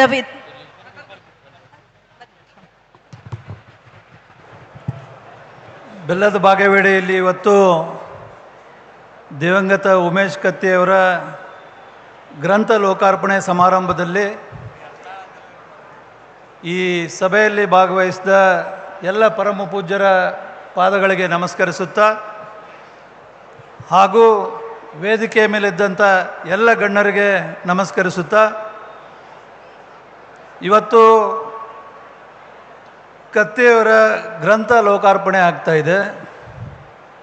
ಅವರು ಕೇವಲ ಜನಪ್ರಿಯ ಆಗಿರಲಿಲ್ಲ, ಅವರ ಜನಪರ ಕಾಳಜಿ ಇದ್ದಿದ್ದಕ್ಕೆ ಇಷ್ಟು ಅಗಾಧವಾದ ಸಂಖ್ಯೆಯಲ್ಲಿ ತಾವೆಲ್ಲ ಸೇರಿದ್ದೀರಿ ಅಂತ ನಾನು ಭಾವಿಸಿದ್ದೀನಿ. ನನಗೆ ಉಮೇಶ್ ಅಣ್ಣವರು ಲೋಕಸಭಾ ಸದಸ್ಯನಾದ ಮೇಲೆ ಭಾಳ ಪರಿಚಿತರಾದರು. ಉದಾಸಿಯವರ ಜೊತೆಗೆ ಅವರು ಸಚಿವರಾಗಿಯೂ ಕೆಲಸ ಮಾಡಿದ್ರು. ಆದರೆ ನನ್ನ ಜೊತೆಗೆ ಬರೀ ನನಗೆ ಮಾರ್ಗದರ್ಶಕರಾಗಿರಲಿಲ್ಲ, ನನ್ನ ಒಬ್ಬ ತಮ್ಮನಾಗಿ ಅವ್ರು ನೋಡಿದ್ರು. ಭಾಳಷ್ಟು ಸಲ ನಾವು ಇಬ್ಬರು ಭೇಟಿ ಆಗ್ತಿದ್ವಿ. ಬರೇ ರಾಜಕೀಯದ ಬಗ್ಗೆ ನನಗೆ ಮಾರ್ಗದರ್ಶಕರಾಗಿರಲಿಲ್ಲ, ವ್ಯವಹಾರದ ಬಗ್ಗೆನೂ ಸಹಿತ ಬಿಸ್ನೆಸ್ಸಿನ ಬಗ್ಗೆನೂ ಸಹಿತ ಮಾತನಾಡುವಾಗ ನನಗೆ ಭಾಳಷ್ಟು ಅವರು ಮಾರ್ಗದರ್ಶಕವನ್ನು ಕೊಟ್ಟಿದ್ದರಿಂದ ಇವತ್ತು ನಾನೊಬ್ಬ ಯಶಸ್ವಿ ಉದ್ಯಮಿ ಆಗಿದ್ದೇನೆ ಅಂತ ಹೇಳ್ಕೊಳ್ಳೋದಕ್ಕೆ ನಂಗೆ ಭಾಳ ಹೆಮ್ಮೆ ಇದೆ ಅನ್ನೋಂಥ ಮಾತನ್ನು ಸಹಿತ ಈ ಸಂದರ್ಭದಲ್ಲಿ ಹೇಳ್ತೀನಿ. ನನ್ನ ಜೊತೆಗೆ ಎಲ್ಲರ ಜೊತೆಗೂ ನಗಚಾಟಿಗಿನ ಮಾಡ್ತಿದ್ರು ಅವರು. ನನ್ನ ಜೊತೆಗೆ ಭಾಳ ಸಲಿಗೆ ಇತ್ತು.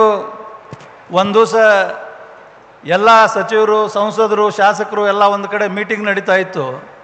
ಉದಾಸಿಯವರು ಇದ್ದರು, ನಮ್ಮ ತಂದೆಯವರು ಇದ್ದರು. ನನ್ನ ಕೂಟ್ಟು ಮಾತಾಡ್ಕೊತ ಉಮೇಶ್ ಅಣ್ಣ ಹೇಳ್ದ, ನೋಡು ಕಾಕ ಎಷ್ಟು ಚಾಪ್ಟರ್ ಅದನ ಅಂದು. ಯಾಕಪ್ಪ ಅಂತಂದು, ನೋಡು ಒಬ್ಬನ ಮಗ ಅದಿ ನೀನು, ಎಲ್ಲಿ MLA ಸೀಟಿಗೆ ಟವಲ್ ಹಾಕ್ತಿ ಅಂತೇಳಿ ನಿನ್ನ MP ಮಾಡಿಬಿಟ್ಟನ ಅಂತಂದು.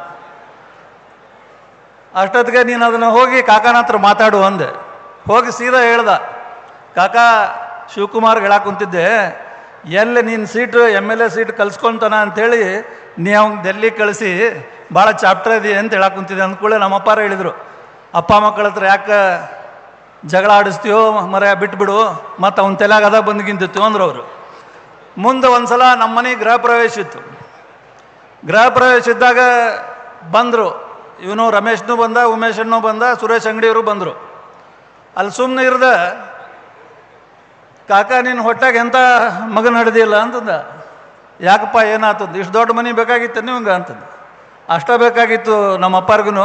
ಹೇಳಿದ್ರೆ ಕೇಳಿಲ್ಲಪ್ಪ, ಇದು ಕಸ ಹೊಡೆಯೋರು ಯಾರು ಅಂತ ಅವರು ಅಂದ್ಕೊಳ್ಳಿ. ನಾ ಹೇಳಿದೆ, ನೀ ಮತ್ತೆ ನಮ್ಮ ಅಪ್ಪ ಮಕ್ಕಳ ಹತ್ರ ಜಗಳ ಹಚ್ಚಕ್ಕೆ ಬಂದಿಪ್ಪ ಅಂತಂದೆ.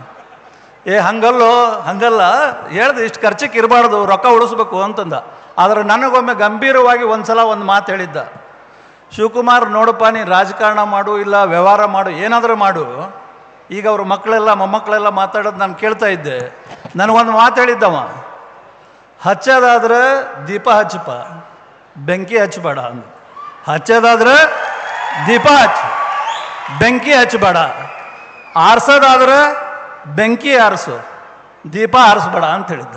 ಅಷ್ಟು ಮಾರ್ಮಿಕವಾಗಿ ಹೇಳ್ದಂಥವನ್ನ ನಾನು ಇವತ್ತು ಅವ್ರ ಮಗ ಆದ ನಿಖಿಲ್ ಕತ್ತಿ ನನಗೆ ಫೋನ್ ಮಾಡಿ ಹೇಳಿದಾಗ, ಇಲ್ಲಪ್ಪ ನಾ ಮುದ್ದಾಮ್ ಬಂದು ಈ ಕಾರ್ಯಕ್ರಮದಾಗ ಭಾಗವಹಿಸ್ತೀನಿ, ನಿಮ್ಮ ಅಜ್ಜಾರ ಬುಕ್ಕನ್ನ ವಿಧಾನಸಭೆದೊಳಗೆ ರಿಲೀಸ್ ಮಾಡ್ಬೇಕಾದ್ರೆ ನಮ್ಮಪ್ಪಾರು ಹೋಗಿದ್ರು, ನಿಮ್ಮಪ್ಪಾರ ಬುಕ್ಕನ್ನ ರಿಲೀಸ್ ಮಾಡ್ಬೇಕಾದ್ರೆ ನಾ ಇವತ್ತಿಲ್ಲಿ ಬರ್ತೇನೆ ಅಂತ ಹೇಳಿದ್ರೆ ಇವತ್ತು ನನಗೆ ಭಾಳ ಸಂತೋಷ ಆಗಿದೆ.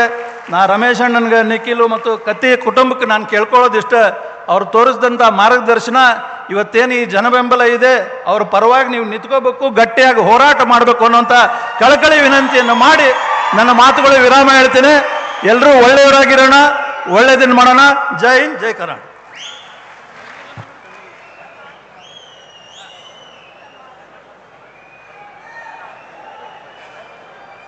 ಹಲೋ, ಆತ್ಮೀಯ ನುಡಿಗಳಿಗೆ ಧನ್ಯವಾದಗಳನ್ನು ಸಮರ್ಪಿಸ್ತಾ ಇದೀಗ ಮಾನ್ಯ ಶ್ರೀ ಪ್ರಕಾಶ್ ಬಾಬಣ್ಣ ಹುಕ್ಕೇರಿ ಸಾಹೇಬರು, ವಿಧಾನ ಪರಿಷತ್ ಸದಸ್ಯರು ಹಾಗೂ ದೆಹಲಿಯ ವಿಶೇಷ ಪ್ರತಿನಿಧಿಗಳು ನಿಮ್ಮೆಲ್ಲರನ್ನು ಉದ್ದೇಶಿಸಿ ಮಾತನಾಡ್ತಾ ಇದ್ದಾರೆ. ಚಪ್ಪಾಳೆಗಳೊಂದೇ ಸಾಹೇಬರಿಗೆ ಅವರ ನುಡಿಗಳನ್ನು ನಾವೆಲ್ಲರೂ ಕೂಡ ಕೇಳೋಣ.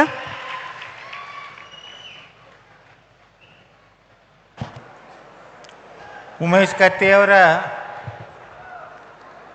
ಗ್ರಂಥ ಲೋಕಾರ್ಪಣೆ ಮಾಡಲಿಕ್ಕೆ ಆಗಮಿಸಿದ ವೇದಿಕೆ ಮೇಲೆ ಸಾನ್ನಿಧ್ಯ ವಹಿಸಿದ ಎಲ್ಲ ಶ್ರೀಗಳಿಗೆ ಚರಣ ಕಮಲಗಳಿಗೆ ವಂದಿಸಿ, ಈ ಕಾರ್ಯಕ್ರಮದಲ್ಲಿ ಗ್ರಂಥ ಬಿಡುಗಡೆಯನ್ನು ಮಾಡಿದ ಮಾಜಿ ಮುಖ್ಯಮಂತ್ರಿಗಳು ಮತ್ತು ಬೆಳಗಾವಿ ಲೋಕಸಭಾ ಸದಸ್ಯರಾದ ಜಗದೀಶ್ ಶೆಟ್ಟರ್ ಅವರೇ, ವೇದಿಕೆ ಮೇಲೆ ಆಸೀನರಾದ ಎಲ್ಲ ಶಾಸಕ ಮಿತ್ರರೇ, ಲೋಕಸಭಾ ಸದಸ್ಯರೇ ಮತ್ತು ವಿಶೇಷವಾಗಿ ಈ ಕಾರ್ಯಕ್ರಮಕ್ಕೆ ಆಗಮಿಸಿದ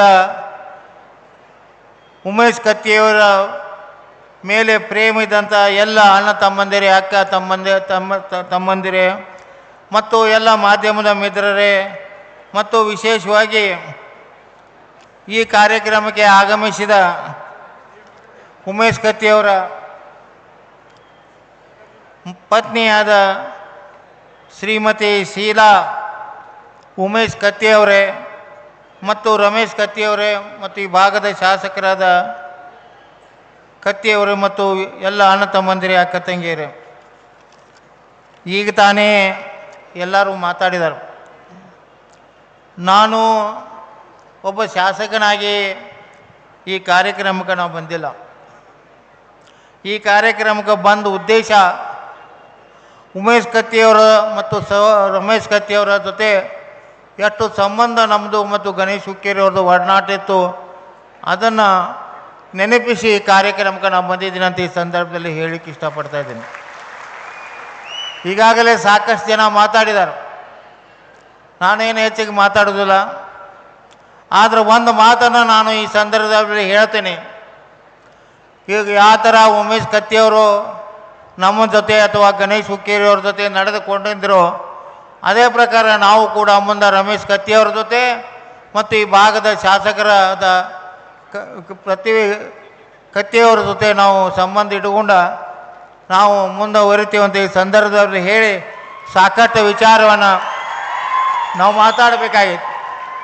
ಆದರೆ ಈ ಸಂದರ್ಭದಲ್ಲಿ ತಮ್ಮೆಲ್ಲರ ನೋಡಿದ ಮೇಲೆ ಏನು ಅನ್ನಿಸ್ತೈತಿ ಅಂದ್ರೆ ಉಮೇಶ್ ಕತ್ತಿ ಇನ್ನೂ ನಮ್ಮ ಜೊತೆ ಅದ ಅಂತೇಳಿ ನಮ್ಗೆ ಅನ್ನಿಸ್ತೈತಿ. ನಮ್ಮನ್ನು ಬಿಟ್ಟು ಹೋಗಿಲ್ಲಪ್ಪ, ಉಮೇಶ್ ಕತ್ತಿ ನಮ್ಮ ಜೊತೆ ಅದಾರ ಅನ್ನುವಂಥ ಒಂದು ಭಾವನೆ ನಮ್ಮಲ್ಲಿ ಬರ್ತಾ ಇದೆ ಅಂತ ಹೇಳಿ ನಾನು ಹೆಚ್ಚಿಗೆ ಮಾತಾಡಿದ ಮತ್ತೊಮ್ಮೆ ತಮ್ಮೆಲ್ಲರಿಗೂ ವಂದಿಸಿ ನನ್ನ ಎರಡು ಮಾತುಗಳನ್ನು ಮುಗಿಸ್ತಾ ಇದ್ದೇನೆ. ನಮಸ್ಕಾರ ಎಲ್ಲರಿಗೂ. ಮಾನ್ಯರಿಗೆ ಧನ್ಯವಾದಗಳನ್ನು ಸಮರ್ಥ ಬೆಳಗಾವಿ ದಕ್ಷಿಣ ವಿಧಾನಸಭಾ ಮತಕ್ಷೇತ್ರದ ಮಾನ್ಯ ಶಾಸಕರು ಶ್ರೀ ಅಭಯ್ ಪಾಟೀಲ್ ಸರ್ ಅವರು ಈ ಒಂದು ಕಾರ್ಯಕ್ರಮವನ್ನು ಉದ್ದೇಶಿಸಿ ಮಾತನಾಡುವಂತೆ ಅವರಲ್ಲಿ ನಾನು ವಿನಂತಿಸಿಕೊಳ್ತಾ ಇದ್ದೇನೆ.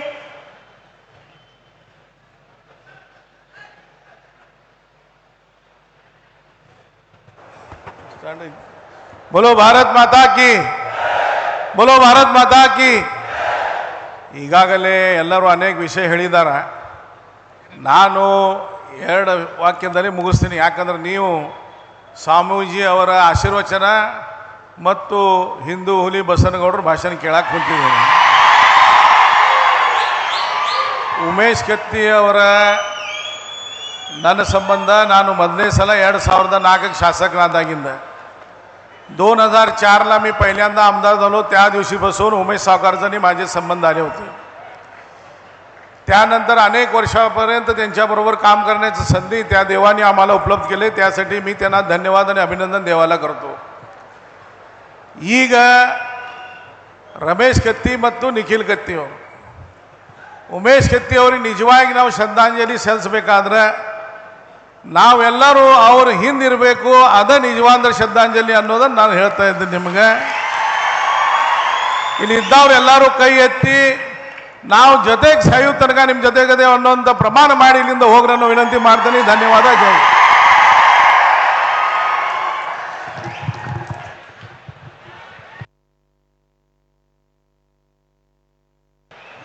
ಧನ್ಯವಾದಗಳು ಮಾನ್ಯರಿಗೆ. ನಿಜವಾದ ಅರ್ಥದಲ್ಲಿ ನೀವೆಲ್ಲರೂ ಕೂಡ ಕತ್ತಿ ಪರಿವಾರದ ಬೆನ್ನಿಗೆ ನಿಂತರೆ ಅದು ನಿಜವಾದ ಶ್ರದ್ಧಾಂಜಲಿ ಅನ್ನೋ ನುಡಿಗಳೊಂದಿಗೆ ವೇದಿಕೆಗೆ ನಿಮ್ಮೆಲ್ಲರ ಚಪ್ಪಾಳೆಗಳೊಂದಿಗೆ ಬರಮಾಡಿಕೊಳ್ತಾ ಇದ್ದೇನೆ. ಮಾಜಿ ಕೇಂದ್ರ ಸಚಿವರು ಹಾಗೂ ವಿಜಯಪುರ ಶಾಸಕರು ಸನ್ಮಾನ್ಯ ಶ್ರೀ ಬಸನಗೌಡ ಪಾಟೀಲ್ ಯತ್ನಾಳ್ ಸಾಹೇಬರನ್ನ ಬರಮಾಡಿಕೊಳ್ತಾ ಇದ್ದೇನೆ.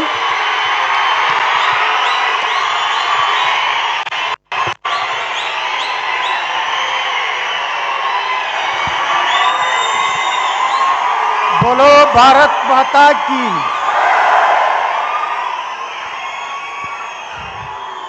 ಕರ್ನಾಟಕದ ಅದರಲ್ಲಿ ವಿಶೇಷವಾಗಿ ಉತ್ತರ ಕರ್ನಾಟಕದ ಕನಸುಗಾರ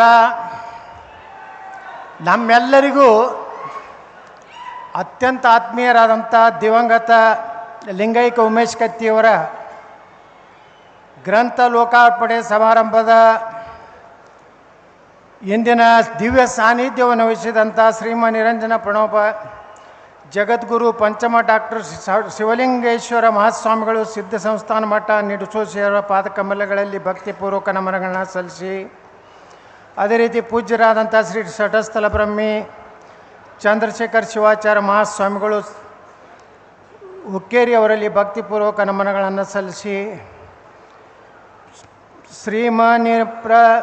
ಶಿವಾನಂದ ಮಹಾಸ್ವಾಮಿಗಳು ಮಹಾಂತೇಶ್ವರ ವಿರಕ್ತ ಮಠ ಬೆಲ್ಲದ ಭಾಗ್ಯವಾಡಿಯರ ಪಾದಕಮಲಗಳಲ್ಲಿ ಭಕ್ತಿಪೂರ್ವಕ ನಮನಗಳನ್ನು ಸಲ್ಲಿಸಿ, ಶ್ರೀಮನ್ ನಿರಂಜನ ಪ್ರಣವಸ್ವರೂಪಿ ಶ್ರೀ ಶಿವಬಸವ ಮಹಾಸ್ವಾಮಿಗಳು ವಿರಕ್ತ ಮಠ ಹುಕ್ಕೇರಿಯಲ್ಲಿ ಪಾದಕಮಲಗಳಲ್ಲಿ ಭಕ್ತಿಪೂರ್ವಕ ನಮನಗಳನ್ನು ಸಲ್ಲಿಸಿ, ಕ್ಯಾರಗುಡ್ಡ ಔಜೀಕರ್ ಆಶ್ರಮದ ಪೂಜ್ಯ ಶ್ರೀ ಅಭಿನವ ಮಂಜುನಾಥ ಮಹಾಸ್ವಾಮಿಗಳಲ್ಲಿ ಭಕ್ತಿಪೂರ್ವಕ ನಮನಗಳನ್ನು ಸಲ್ಲಿಸಿ, ಇಂದಿನ ನಮ್ಮ ಹಿರಿಯರಾದಂಥ ವಿಧಾನಸಭೆ ಪರಿಷತ್ನ ಸದಸ್ಯರಾದಂಥ ಶ್ರೀ ಪ್ರಕಾಶ್ ಹುಕ್ಕೇರಿಯವರೇ, ನಮ್ಮೆಲ್ಲರ ಸಹೋದರರು ಉಮೇಶ್ ಕತ್ತಿಯವರ ಮುಂದಿನ ಒಂದು ಬೆಳಗಾವಿ ಜಿಲ್ಲೆಯಲ್ಲಿ ಒಂದು ಅವರ ಶಕ್ತಿಯನ್ನು ಮುನ್ನಡೆಸಿಕೊಂಡು ಹೋಗಲಿರುವಂಥ ರಮೇಶ್ ಅಣ್ಣ ಕತ್ತಿಯವರೇ,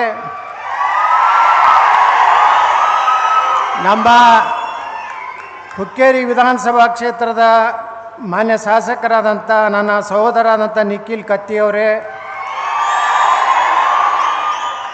ಮಾಜಿ ಲೋಕಸಭಾ ಸದಸ್ಯರು ನಮ್ಮ ಆತ್ಮೀಯರಾದಂಥ ಶಿವಕುಮಾರ್ ಉದಾಸಿಯವರೇ, ಈಗ ತಾನೇ ಬೆಳಗಾವಿ ಕ್ಷೇತ್ರದ ಶಾಸಕರು ಒಂದು ಮಾತು ಹೇಳಿದ್ರು, ನಾವೆಲ್ಲರೂ ಉಮೇಶ್ ಕತ್ತಿಯವ್ರ ಕುಟುಂಬ ಜೊತೆಗೆ ಇರುತ್ತೀವಿ ಅನ್ನೋಂಥ ಪ್ರತಿನಿಧಿ ಮಾಡ್ಬೇಕಂತೇಳಿ, ಅದೇ ರೀತಿ ನಾವು ಕರ್ನಾಟಕದಲ್ಲಿ ಉಮೇಶ್ ಕತ್ತಿಯವರ ಕುಟುಂಬ ಜೊತೆಗೆ ಸದಾ ಇರ್ತೀವಿ ಅನ್ನೋಂಥ ಮಾತನ್ನು ಈ ಸಂದರ್ಭದಲ್ಲಿ ಹೇಳಿ, ಬೆಳಗಾವಿ ಶಾಸಕರಾದಂಥ ಅಭಯ್ ಪಾಟೀಲ್ರೇ, ಪಕ್ಕದ ಕ್ಷೇತ್ರದ ಶಾಸಕರಾದಂಥ ದುರ್ಯೋಧನ ಅಯ್ಯೋಳಿ ಅವರೇ, ಗಣೇಶ್ ಹುಕ್ಕೇರಿ ಅವರೇ, ಹನುಮಂತ್ ನಿರಾಣಿ ಅವರೇ, ಸಂಜಯ್ ಪಾಟೀಲ್ರೇ ಅದೇ ರೀತಿ ನಮ್ಮ ಗೌರವಾನ್ವಿತ ರಾಜ್ಯಸಭಾ ಸದಸ್ಯರಾದಂಥ ಹಿರಣ್ಣ ಕಡಾಡಿಯವರೇ, ಮಹಾಂತೇಶ್ ಕಡಾಡಿಯವರೇ, ವೇದಿಕೆ ಮೇಲೆ ಉಪಸ್ಥಿತರುವಂಥ ಎಲ್ಲ ರಾಜಕೀಯ ಧೋರಣರೇ, ಈ ಒಂದು ಲಿಂಗೈಕ ಉಮೇಶ್ ಕತ್ತಿಯವರ ಈ ಒಂದು ಗ್ರಂಥ ಲೋಕಾರ್ಪಣೆಯ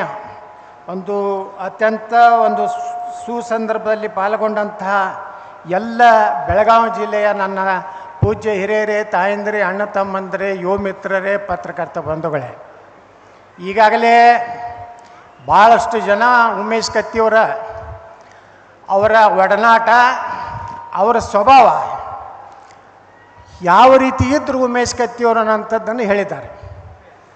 ನೇರ, ದಿಟ್ಟ, ನಿರಂತರ. ಉಮೇಶ್ ಕತ್ತಿಯವರು ಅಂದರೆ ಯಾರಿಗೂ ಅನಿಸುತ್ತಿದ್ದಿಲ್ಲ, ಏನು ಹೇಳಬೇಕಾಗಿ ನೇರವಾಗಿ ಹೇಳ್ತಿದ್ರು. ಯಾರು ಹೈಕಮಾಂಡ್ ಆದರೂ ವಾರ್ನಿಂಗ್ ಮಾಡಿದ್ರು ಬಿಡ್ತಿದ್ದಿಲ್ಲ, ಕ್ಯಾರೆ ಅಂದ್ರೂ ಬಿಡ್ತಿದ್ದಿಲ್ಲ. ಇವತ್ತು ಭಾಳಷ್ಟು ಚರ್ಚೆ ಆಗೋದು ಏನಂದರೆ ಉತ್ತರ ಕರ್ನಾಟಕ ಹಿಂದೆ ಉಳಿದದ. ಯಾಕೆ ಉಳಿದದ? ಮೂಕ ಬಸವಣ್ಣಗಳನ್ನು ನಾವು ಆರಿಸಿ ಕಳಿಸಿದ್ದಕ್ಕೆ ಉಳಿದದ. ಯಾರು ಮಾತಾಡ್ತಿದ್ದೆ ಇಲ್ಲ ವಿಧಾನಸಭೆಯೊಳಗೆ, ಯಾರು ಮಾತಾಡೋರು? ಮೊದಲೆಲ್ಲ ಹೋದವ್ರು ಸುಮ್ಮ ಕುಂಡ್ರುದು, ಕೆಲವೊಂದು ಮಂದಿ ಹೇಳಬಾರ್ದು, ಕೆಲವೊಂದು ಮಂದಿ ಬರೀ ಇಸ್ಪೇಟ್ ಆಡ್ಕೋತ ಕುಂಡ್ರದು ಮ್ಯಾಗ. ಯಾವ ಊರಿಗೆ ರೋಡ್ ಮಾಡಬಾರ್ದು, ರೋಡ್ ಮಾಡಿದ್ರೆ ಅವರು ತಾಲೂಕಕ್ಕೆ ಬರ್ತಾರೆ, ತಾಲೂಕದಿಂದ ಬೆಳಗಾವಿಗೆ ಬರ್ತಾರೆ, ಬೆಳಗಾವಿಯಿಂದ ಬೆಂಗಳೂರು ಬರ್ತಾರೆ, ಹುಷಾರಾಗ್ತಾರೆ ಅಂತೇಳಿ ಕೆಲವೊಂದು ಮಂದಿ ರಾಜಕಾರಣಿಗಳು ತಲೆಯಾಗಿ ಈ ಉತ್ತರ ಕನ್ನಡದಾಗಿತ್ತು. ಈಗ ಅವ್ರನ್ನ ನಾವು ಟೀಕೆ ಮಾಡೋದ್ರಾಗ ಅರ್ಥ ಇಲ್ಲ. ಆ ಕಡೆ ಮೈಸೂರು ಭಾಗದವ್ರನ್ನ ನಾವು ಉಮೇಶ್ ಕತ್ತಿಯವ್ರು ಅಂಥವ್ರು ಒಂದು 10 ಮಂದಿ ಯಾವಾಗಲೂ ವಿಧಾನಸಭೆ ಒಳಗೆ ಇದ್ದಿದ್ರೆ ಉತ್ತರ ಕರ್ನಾಟಕ ಎಂದೂ ಹಿಂದುಳಿತಿರಲಿಲ್ಲ. ಕೇಳಬೇಕು, ಯಾಕೆ ಹಂಚ್ಬೇಕು ಅವರಿಗೆ? ವೋಟ್ ಹಾಕಿದವ್ರು ನೀವು, ನಮ್ಮದು ಲೆಕ್ಕ ಕೊಡಬೇಕಾಗಿದ್ದು ನಿಮಗೆ. ನಾವು ಚಮಚಾಗಿರಿ ಮಾಡಿ ಸಾಹೇಬ್ರ ಅಂದು ಅಪ್ಪಾಜಿ ಅಂದು ನಮ್ಮತನ ಎಂದು ಬಿಡ್ತೀವಲ್ಲ, ಅದಕ್ಕೆ ಹಿನ್ನಡೆ ಆಗ್ತದೆ. ನಾವು ಉಮೇಶ್ ಕತ್ತಿಯವರು ನಾವು ಎಷ್ಟು ಆತ್ಮೀಯರಾಗಿದ್ದೀವಿ ಅಂದರೆ, ಬೆಂಗಳೂರಿಗೆ ನಾ ಬಂದೀನಿ ಅಂದರೆ ಫೋನ್ ಮಾಡ್ತಿದ್ರು, ಗೌಡ್ರ ಇವತ್ತು ನಮ್ಮ ಮನೆಗೆ ಊಟಕ್ಕೆ ಬರ್ಬೇಕಂತೇಳಿ. ಅವರು ನಮ್ಮ ಬಿಜಾಪುರ ಉಸ್ತುವಾರಿ ಮಂತ್ರಿ ಇದ್ದಾಗ ಯಾರ್ಯಾರನ್ನ IB ಒಳಗೆ ಭೇಟಿಯಾಗಿ ನಡ್ರಪ್ಪ ನೀವು ಖಾಲಿ ಬರೀ ಪುಕ್ಸಟ್ ಮಾತು ಹೇಳೋರು ನಡ್ರಿ ಅಂತೇಳಿ ನಮ್ಮ ಮನೆಗೆ ರಾತ್ರಿ ಊಟಕ್ಕೆ ಬರೋರು. ಎಷ್ಟು ಅವರ ಒಂದು ಅಜಾತ ಶತ್ರು ಅಂತ ಕರೀತಾರೆ. ಈ ದೇಶದಲ್ಲಿ ಅಟಲ್ ಬಿಹಾರಿ ವಾಜಪೇಯಿ ಅವರಿಗೆ ಅಜಾತ ಶತ್ರು ಅಂತ ಕರೀತಾರೆ. ಕರ್ನಾಟಕದಲ್ಲಿ ಯಾರಾದರೂ ಅಜಾತ ಶತ್ರು ಅಂದರೆ ಅದು ಉಮೇಶ್ ಕತ್ತಿಯವರು. ಎಲ್ಲಿನೂ ಸಹ ಆ ಮನುಷ್ಯನ ಬಳಿ ಹೊಟ್ಟಿ ಕಿಚ್ಚು, ಸ್ವಾರ್ಥ, ಇವ್ರನ್ನ ತುಳಿಬೇಕು, ನಾನೇ ಮುಂದೆ ಬರಬೇಕು, ಯಾವಾಗಲೂ ಎಂದೂ ವಿಚಾರ ಮಾಡದ ವ್ಯಕ್ತಿ. ಅವ್ರು ಹೇಳ್ತಿದ್ರು, ಗೌಡ್ರ ನಿಮ್ಮದು ಅರ್ಧ ರಕ್ತ ಐತೆ ನನ್ನ ಬಲ್ಲಿ ಅಂತ ಹೇಳ್ತಿದ್ರು. ಯಾವಾಗಲೂ ನಿಮ್ಮದು ಅರ್ಧ ರಕ್ತ ಐತೈತೆ, ಅದಕ್ಕೆ ನಾನು ಹಿಂಗದೀನಿ ಅಂದರೆ ಉಮೇಶ್ ಕತ್ತಿಯವ್ರನ್ನ ನಾನು ಭಾಳ ಸಮೀಪದಿಂದ ಕೊನೆ ದಿವಸಗಳಲ್ಲಿ ಭಾಳ ಸಮೀಪದಿಂದ ನಾನು ನೋಡ್ದವ. ಅವ್ರ ಒಡನಾಟ ಹೆಂಗಿತ್ತು ಅಂದರೆ, ಅವತ್ತು ನಮ್ಮ ಬಿಜಾಪುರನಾಗ 7 ದಿವಸದ ಗಣಪತಿ ವಿಸರ್ಜನೆ ಕಾರ್ಯಕ್ರಮ ನಡೆದಿತ್ತು ನಮ್ಮ ಸಿದ್ದೇಶ್ವರ ದೇವಸ್ಥಾನ ಮುಂದೆ. ಒಮ್ಮಿಂದೊಮ್ಮೆ ಫೋನ್ ಬಂದುಬಿಡ್ತು, ಉಮೇಶ್ ಕತ್ತಿಯವ್ರು ಈಗ ಹಾರ್ಟ್ ಅಟ್ಯಾಕ್ ಆಗಿ ತೀರ್ಕೊಂಡ್ರು ಅಂತೇಳಿ. ಆ ಸ್ಟೇಜ್ ಇಳಿದು ಹೋದವ ನನಗೆ 15 ದಿವಸ ಯಾವಾಗರೇ ಮಕ್ಕೊಂಬಂದು ನೆನಪಾದ್ರೆ ತಾನೇ ಕಣ್ಣ ನೀರುಗ. ಅಂದ್ರೆ ಸಂಬಂಧಗಳು ಹೆಂಗಿರ್ತಾವೆ, ಆ ಆತ್ಮೀಯತೆ ಹೆಂಗಿರ್ತದಂದ್ರೆ, ಉಮೇಶ್ ಕತ್ತಿ ಅಂತ ಒಬ್ಬ ಮನುಷ್ಯ ಇನ್ನೂ ಇರಬೇಕಾಗಿತ್ತು. ಅವರು ನಾವು ಏನಾರು ಕೂಡಿದ್ರೆ ಈ ಸಲ ಉತ್ತರ ಕರ್ನಾಟಕದ ಭವಿಷ್ಯನೇ ಚೇಂಜ್ ಮಾಡ್ತಿದ್ವಿ. ಅಂಥ ತಾಕತ್ತು ನಾವು ಮಾತಾಡೋ ತಾಕತ್ತಿತ್ತು ನಮ್ಮಿಬ್ಬರಿಗೂ. ನಾ ಯಾರಿಗೂ ಅನ್ಸಲಿಲ್ಲ, ಇನ್ನಂತರೂ ಮತ್ತಿಟ್ಟು ಅನ್ಸೋದಿಲ್ಲ. ನಾನು ಏನು ತಿಳ್ಕೊಂಡಿದ್ದೆ, ನಾವು ಬರೀ ಉತ್ತರ ಕರ್ನಾಟಕ ಲಿಮಿಟ್ ಅಂತ ಹೇಳಿ. ಈಗ ಮಂಡ್ಯಕ್ಕೂ ಸಹಿತ ನಮ್ಮ ಶಕ್ತಿ ಇವತ್ತು ವಿಸ್ತಾರ ಆಗ್ತಾ ಇದೆ. ನಾವು ಉಮೇಶ್ ಕತ್ತಿಯವ್ರು ಮಾತಾಡ್ತಿದ್ರು, ಬಸನಗೌಡ ಮೊದಲು ನಾ ಮುಖ್ಯಮಂತ್ರಿ ಆಗ್ತೀನಿ ಉತ್ತರ ಕರ್ನಾಟಕ ಆದ್ರೆ, ಅಲ್ಲಿಂದ ನೀ ಆಗಕ್ಕೆ ಯಾಕೋಲಕ್ಕೆ ಸಹಕಾರ ನೀವು ಮೊದಲಾಗ್ರಿ, ನಾ ಬರೀ MLA ಇಲ್ಲ, ನೀವು ಉಪಮುಖ್ಯ ಇಲ್ರಿ, ಬರೀ ಲಿಂಗಾಯತರಾದ್ರೆ ಒಂದು ಜನ ತಪ್ಪು ತಿಳ್ಕೊತಾರೆ. ಬೇರೆ ಸಮಾಜದವ್ರು ಉಪಮುಖ್ಯಮಂತ್ರಿ ಮಾಡೋನು, ಹಿಂದುಳಿದವ್ರನ್ನ ದಲಿತರನ್ನ ನೀವು ಮುಖ್ಯಮಂತ್ರಿ ಆದ್ರೆ ಸಾಕು, ನಾನೇ ಮುಖ್ಯಮಂತ್ರಿ ಇದ್ದಂಗೆ ಅನ್ನೋಂಥ ಒಂದು ಬಾಂಧವ್ಯ ಇವತ್ತು ಉಮೇಶ್ ಕತ್ತಿಯವ್ರ ಜೋಡ ಐತಿ. ನಾವೆಲ್ಲ ತಿಳ್ಕೊಂಡಿದ್ದೀವಿ. ಹುಕ್ಕೇರಿ ಒಳಗೊಂದು ಕಾರ್ಯಕ್ರಮ ಮಾಡಿದ್ರು, ಷಷ್ಠಾಬ್ದಿ 60 ವರ್ಷದ್ದು. ಬಹುಶಃ ಆ ಕುಟುಂಬಕ್ಕೆ 60 ವರ್ಷದ ನಂತರ ಒಂದೇನೋ ಭಯ. ನಮ್ಮ ಬಿಜಾಪುರನಾಗ ಒಂದು ಕುಟುಂಬ ಐತಿ, 60 ವರ್ಷದ ತನಕ ಏನೇನಪ್ಪ ಎಲ್ಲರಿಗೂ ಕರೆದು ಊಟ ಮಾಡಿಸಿದ್ರು, ಇನ್ನೇನೇನೂ ಆಗೋದಿಲ್ಲ ನಮ್ಮ ಉಮೇಶ್ ಕತ್ತಿಯವ್ರಿಗೆ ತನ್ನಂಥದ್ದಿದ್ದಾಗ ದಿಢೀರ್ನೇ ನಮಗೆಲ್ಲರಿಗೂ ಒಂದು ಸಿಡಿಲು ಬಡ್ದಂಗೆ ಆದಂಥ ಒಂದು ಸುದ್ದಿ ಉಮೇಶ್ ಕತ್ತಿಯವರ ಒಂದು ನಿಧನ.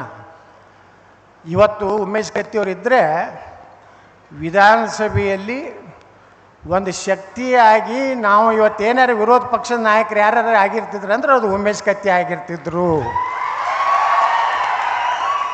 ಯಾಕಂದರೆ ಆ ಮನುಷ್ಯರು ಈಗಾಗಲೇ ನಮ್ಮ ಈರಣ್ಣ ಕಡ್ಡಾಡಿಯವರು ಎಲ್ಲ ಹೇಳಿದ್ರಲ್ಲ, ಭಾಳ ಅಂಕಿ ಅಂಶಗಳ ಮೇಲೆ ಡೆವಲಪ್ಮೆಂಟ್ ವಿಷಯದಾಗ ನಾನು ಒಂದೇ ಕಮಿಟಿಯಾಗಿದ್ದೀವಿ. ಅವ್ರ PAಗಳು ಹೇಳ್ತಿದ್ರು, ನೀರಾವರಿದು ರಸ್ತೆದು ಅದನ್ನ ಇದು ನೋಡ್ಕೊಂಡು ಬಾದು ಏನಾಯಿತು ಇದು ಆಯಿತು ಅಂದರೆ, ಒಬ್ಬ MLA ಶಾಸಕನಿಗೆ ಏನು ಇರಬೇಕು ಶಕ್ತಿ ಇದ್ದಂಥದ್ದು. ಮತ್ತು 8 ಸಲ ಸತತವಾಗಿ ಒಂದು ವಿಧಾನಸಭಾ ಕ್ಷೇತ್ರದಿಂದ ಒಮ್ಮೆ ಅವ್ರು ಇಂಟ್ರಿ ನೋಡ್ಲಕತ್ತಿದ್ದೆ ನಾನು JDS ಬಿಟ್ಟು ಒಂದು ಯಾವುದೋ ಚಾನಲ್ದವ್ರು ಅವ್ರು ಇಂಟ್ರ್ಯೂ ತೊಗೋತಿದ್ರು. ನಾ ಏನು ಕುಡುಗೋಲ ಹತೋಟಿ ತೊಗೊಂಡು ನಿಂತ್ರೂ ನಾ ಆರಿಸಿ ಬರ್ತೀನಿ ಹುಕ್ಕೇರಿ ಒಳಗೆ, ಅಂದ್ರೆ ಅಷ್ಟು ಕಾನ್ಫಿಡೆನ್ಸ್ ಇರಬೇಕು.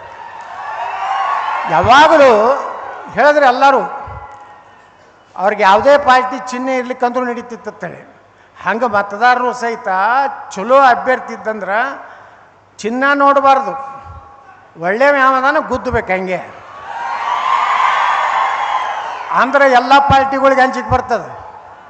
ನನ್ನ ತೊಗೋತಿದ್ದಿಲ್ಲ BJPಗೆ, ನಾ MLCಗೆ ಇಂಡಿಪೆಂಡೆಂಟ್ ಆರ್ಸಿ ಬಂದೇಳಿ ಮ್ಯಾಗಿನವ್ರು ಕರೆದು ತೊಗೊಂಡ್ರು. ಒಟ್ಟೆ ನಾನು ತೊಗೋಬಾರ್ದತ್ತಿತ್ತು. ಇವತ್ತು ನಾನು ಇಷ್ಟೇ ಹೇಳ್ತೀನಿ, ಉಮೇಶ್ ಕತ್ತಿ ಅವರ ಕನಸೇನಿದೆ, ಉತ್ತರ ಕರ್ನಾಟಕದಲ್ಲಿ ನಮಗಾದಂಥ ಅನ್ಯಾಯ ಸರಿಪಡಿಸ್ಬೇಕು ಅನ್ನೋಂಥ ಅವರು ಏನೊಂದು ಕನಸಿತ್ತು, ಆ ಕನಸನ್ನು ನನಸು ಮಾಡುವಂಥ ಕಾಲ 2028 ಕರ್ನಾಟಕ ಬಂದೇ ಬರ್ತದೆ. ಯಾರೇನು ಲಗ ಹೊಡೆಲಾಕೋ ಚಿತ್ತಪಟ್ಟಾಗಲಕ್ಕ ಉತ್ತರ ಕರ್ನಾಟಕದವರೇ ಮುಖ್ಯಮಂತ್ರಿ 2028 ಕರ್ನಾಟಕದಲ್ಲಿ ಇರ್ತಾರ. ಅಲ್ಲಿಂದ ಅಳುದಕ್ಕೆ ಮುಖ್ಯಮಂತ್ರಿ ಇರಬಾರ್ದು, ಏನಕ್ಕೆ ಕೆಲಸ ಮಾಡೋದಲ್ಲ. ಕೆಲವೊಂದು ಮುಖ್ಯಮಂತ್ರಿ ಆಗ್ಯಾವು, ಅದ್ರ ಹೆಸರು ಸಹಿತ ನಮಗೂ ನೆನಪಿಲ್ಲ. ಸುಮ್ಮ ಆಗೋದು, ಅಲ್ಲಿ ಹೋಗಿ ಅಪ್ಪಾಜಿ ಅನ್ನೋದು, ಇಲ್ಲಿ ಕಾಕಾಜಿ ಅನ್ನೋದು, ಅವರು ಕಾಲು ಹಿಡಿದು ಮುಖ್ಯಮಂತ್ರಿ ಆಗೋದು, ಏನು ಸುಡ್ಗಾಡೋನು ಮಾಡೋದಿಲ್ಲ. ಧೈರ್ಯ ಬೇಕು, ತಾಕತ್ತು ಬೇಕು. ಉಮೇಶ್ ಕತ್ತಿ ಅವ್ರಂಗೆ ಅಂದ್ರೇ ಉತ್ತರ ಕೊಡಬೇಕಾಗ್ತೈತಿ ವಿಧಾನಸಭೆ ಒಳಗೆ. ನನಗೂ ಏನೇನೋ ಮಾತಾಡಿದ್ರು, ನೀನು ಹೊರಗೆ ಹಾಕ್ಯಾರ ಹಂಗೆ, ನಿನಗೂ ಹೊರಗೆ ಹಾಕಿದ್ರು ಲೋಪಾತ್ ಕೇಳಿದೆ ನಾನು. ಎಕ್ಸ್ಪೆಲ್ ಮಾಡ್ಯಾರ ಕುಂಡ್ರ ಅಂತಂದ್ರು, ನಿನಗೂ ಎಕ್ಸ್ಪೆಲ್ ಮಾಡಿದ್ರು ಸುಮ್ಕೊಂಡ್ರು ಅಂತಂದ್ರು. ಹಿಂಗೆ ಏನು ಮಾಡಂಗೆ ಅದಾರ, ಈಗೇನು ಮಾಡ್ತಾರ, ಮುಂದೆ ಕುಂಡಿರ್ತಿದ್ದೆ 5ನೇ 6ನೇ ನಂಬರ್ನಾಗ. ಈಗ ಒಯ್ದೆಲ್ಲ ಕಡೆಗೆ ಹೋಗದಾರ. ನಾ ಮನೆ ಸಿದ್ದರಾಮಯ್ಯವ್ರಿಗೆ ಹೇಳೀನಿ, ಈ ಕಡೆಗೆ ಕೂತೀನಿ, ಮುಂದಿನ ವರ್ಷ ನಮ್ಮ ಮುಂದಿನ 28 ನಾನು ಮುಂದೆ ಬಂದು 1ನೇ ನಂಬರ್ ಹಾಕ್ಕೊಟ್ಟಿರ್ತೀನಿ. ಅದಕ್ಕೆ ನಮ್ಮ ಕತ್ತಿ ಕುಟುಂಬ ಏನಿದೆ, ರಮೇಶ್ ಕತ್ತಿಯವರು ಈಗೆಲ್ಲ ಮೊಮ್ಮಕ್ಕಳ ಕಡೆ ಭಾಷಣ ಮಾಡಿಸಿದ್ರು. ಒಂದೇನೋ ಮೊಮ್ಮಗ ಒಬ್ಬಂತರೂ ಚೀಸ್ ಐತಿ, ಅದು ಬಹುಶಃ ನಮ್ಮದು ಆದ ಮ್ಯಾಗ ಅವನೇ ಮುಖ್ಯಮಂತ್ರಿ ಆಗ್ತಾನೆ ಅಂತ ಲಕ್ಷಣ ನನಗೆ ಅನಿಸ್ಲಾಕತ್ತದ. ಆದ್ರೆ ರಮೇಶ್ ಅಂಡವ್ರು ಎಲ್ಲರನ್ನೂ ವಿಶ್ವಾಸ ತಗೊಂಡು ಪ್ರೀತಿಯಿಂದ ತಗೊಂಡು ನಿಖಿಲ್ ಕತ್ತಿಯವರು ಸಂಭಾಯ್ತ ಮನುಷ್ಯ ಅದಾರ, ಹೆಚ್ಚು ಮಾತಾಡೋದಿಲ್ಲ ಅವ್ರು ವಿಧಾನಸಭಾದಾಗ. ನಾ ಹೇಳ್ತಿರ್ತೀನಿ, ಮಾತಾಡಿ ಸಾವ್ಕಾರ ಅಪ್ಪ ಹೆಂಗಿದ್ದೀನಿ ಹಿಂಗೆ ಯಾಕೆ ಮಾತಾಡ್ತೀನಿ, ಹೊಡಿಯೋಣ ಅವನು ಏನಾಗಿತ್ತಾಗಲಿ. ನಾ ಹಂಗೆ ಎಬ್ಸಿ ಅವ್ರಿಗೆ ಹೇಳ್ತಿರ್ತೀನಿ, ನಿಖಿಲ್ ಕತ್ತಿಯವ್ರಿಗೆ ಮಾತಾಡಿ ಯಾಕೆ ಸುಮ್ಮ ಕೊಡ್ತೀವಿ ಸಾವ್ಕಾರ, ಗಟ್ಟಿಯಾಗಿ ಮಾತಾಡೋದು ಕಲ್ರಿ. ಏನು ಮಾಡಂಗಾದ್ರೆ ಉಚ್ಚಾಟನೆ ಮಾಡ್ತಾರ. ಈಗ ನಾನು ಉಚ್ಚಾಟನೆ ಮಾಡ್ಯಾರ ಏನು ನಾನು ನೆನ್ಕಿಸಿದ್ರೇನೇನೂ ಇಲ್ಲ. ಈಗ ಅನಧಿಕೃತ ವಿರೋಧ ಪಕ್ಷ ನಾನೇ ಅಡ್ಜಸ್ಟ್ಮೆಂಟ್ ಲಾರ್ದು ಹೊಡೆದೇ ಹೊಡಿತೀನಿ, ಗಾಡಿ ಹೊಡೆದೇ ಹೊಡಿತೀನಿ, ನನಗೂ ರೇಡ್ ಹಾಕ್ತೀನಿ ಅಂತಾರೆ, ಎಕ್ಸೈಸ್ ಕಳಿಸ್ತಾರೆ, ಇನ್ಕಮ್ ಟ್ಯಾಕ್ಸ್ ಕಳಿಸ್ತಾರೆ. ನೀವೇನು ಸುಡುಗಾಡಕ್ಕೆ ಕಳಿಸ್ರಿ, ನಾವೇನು ಮಾಡೇ ಇಲ್ಲ ಅಂದ್ರೆ ನಮ್ದೇನು ಮಾಡ್ತಾರೆ. ಹಾಗೆ ಉಮೇಶ್ ಕತ್ತಿಯವರು ಇವತ್ತು ನಾ ಇಷ್ಟೇ ಹೇಳ್ತೀನಿ, ಇವತ್ತೇನೋ ನೀವೆಲ್ಲ ಈ ಒಂದು ಶಕ್ತಿ ತುಂಬಲಾಕತ್ತೀರಿ. ಮುಂದಿನ ದಿವಸನಾಗ ಬೆಳಗಾವಿ ಜಿಲ್ಲೆಯಲ್ಲಿ ಒಮ್ಮೆ ನಾನು ನನ್ನ ಮನ್ಯಾಗ ಹುಟ್ಟು ಕೂತಾಗ ಉಮೇಶ್ ಕತ್ತಿಯವರು ನಾವು AB ಪಾಟೀಲ್ರ ಬಗ್ಗೆ ಚರ್ಚೆ ಮಾಡಿದ್ವಿ. ಪಾಪ ಉಮೇಶ್ ಕತ್ತಿಯವರು ಕಣ್ಣ ನೀರು ತಗೋದು, ಇಲ್ಲ ಬಸನಗೌಡ ಏನೋ ಆಗಿ ಪಾಪ ಅವನು ABನೂ ಬರಬೇಕು, ನಾನು ಅವ್ನು ಕೂಡ ಒಮ್ಮೆ ರಾಜಕಾರಣಕ್ಕೆ ಬಂದೀವಿ, ಯಾವುದೋ ಕಾರಣದಿಂದ ತೊಂದರೆ ಆಗೈತೆ ಅಂತೇಳಿ ಹಚ್ಚಿಕೊಡು ಫೋನ್ ಅಂತಂದರು. ನಾ AB ಪಾಟೀಲ್ರಿಗೆ ಫೋನ್ ಮಾಡಿದೆ, ಮಾಡಿ ಏನಾಗಿದ್ದಪ್ಪ ಆಯ್ತಪ್ಪ, ಇನ್ನು ಮುಂದೆ ನಾವು ಇಬ್ರಿಗೂ ಬೇರೆ ಬೇರೆ ಕ್ಷೇತ್ರ ನೋಡಿಕೊಂಡು ಒಂದಾಗಿ ಹೋಗೋಣ ಅಂತೇಳಿ ಮುಂದೊಂದು 15 ದಿವಸನಾಗ ನಾವು ಇವ್ರನ್ನಿಬ್ಬರು ಕೂಡಿಸ್ಬೇಕಂತೇಳಿ ಅವತ್ತು ರಾತ್ರಿ ಪಾಪ ಕಣ್ಣ ನೀರು ತೆಗೆದ್ರು ಉಮೇಶ್ ಕತ್ತಿಯವರು. ಆ ಕಡೆನೂ ಏನಾಯಿತು AB ಪಾಟೀಲ್ರು ಮಾತಾಡಿ ಒಂದು ಹಂತಕ್ಕೆ ತರಬೇಕನ್ನೋದ್ರಾಗ ನಮ್ಮನ್ನೆರಡರಲ್ಲಿ ಇವತ್ತು ಉಮೇಶ್ ಕತ್ತಿಯವರು ಹೋದರು.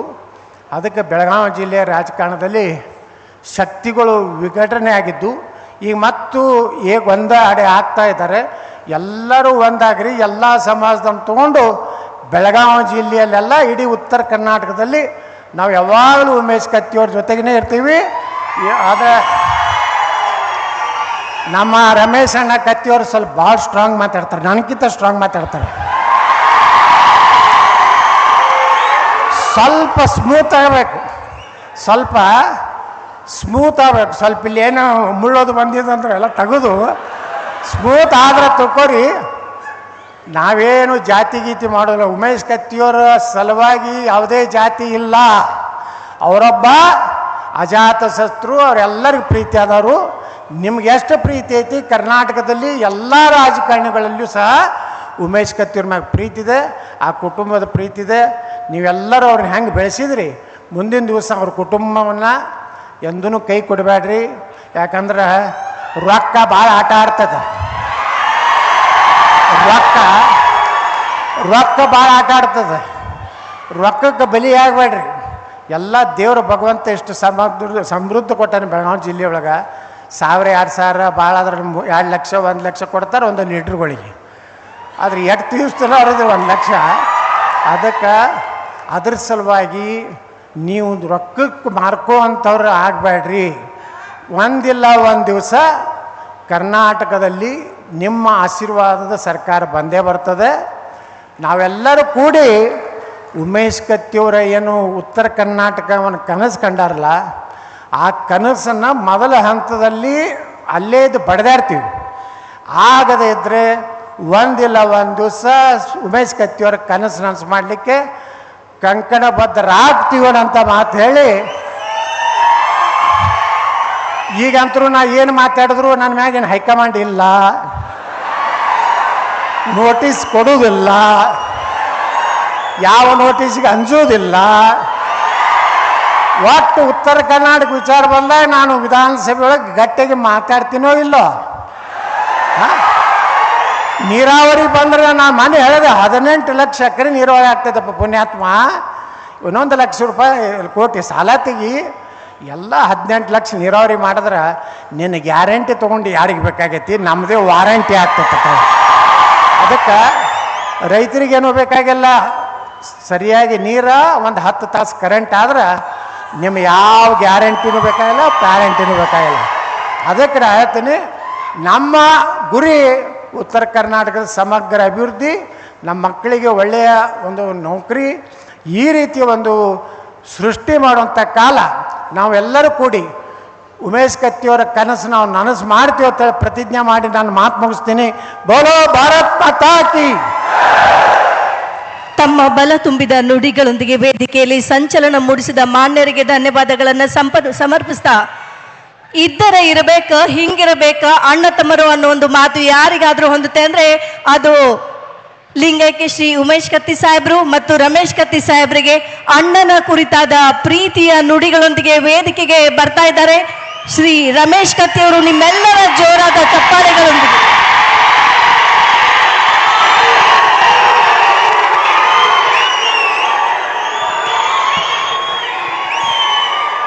ಪ್ರಥಮವಾಗಿ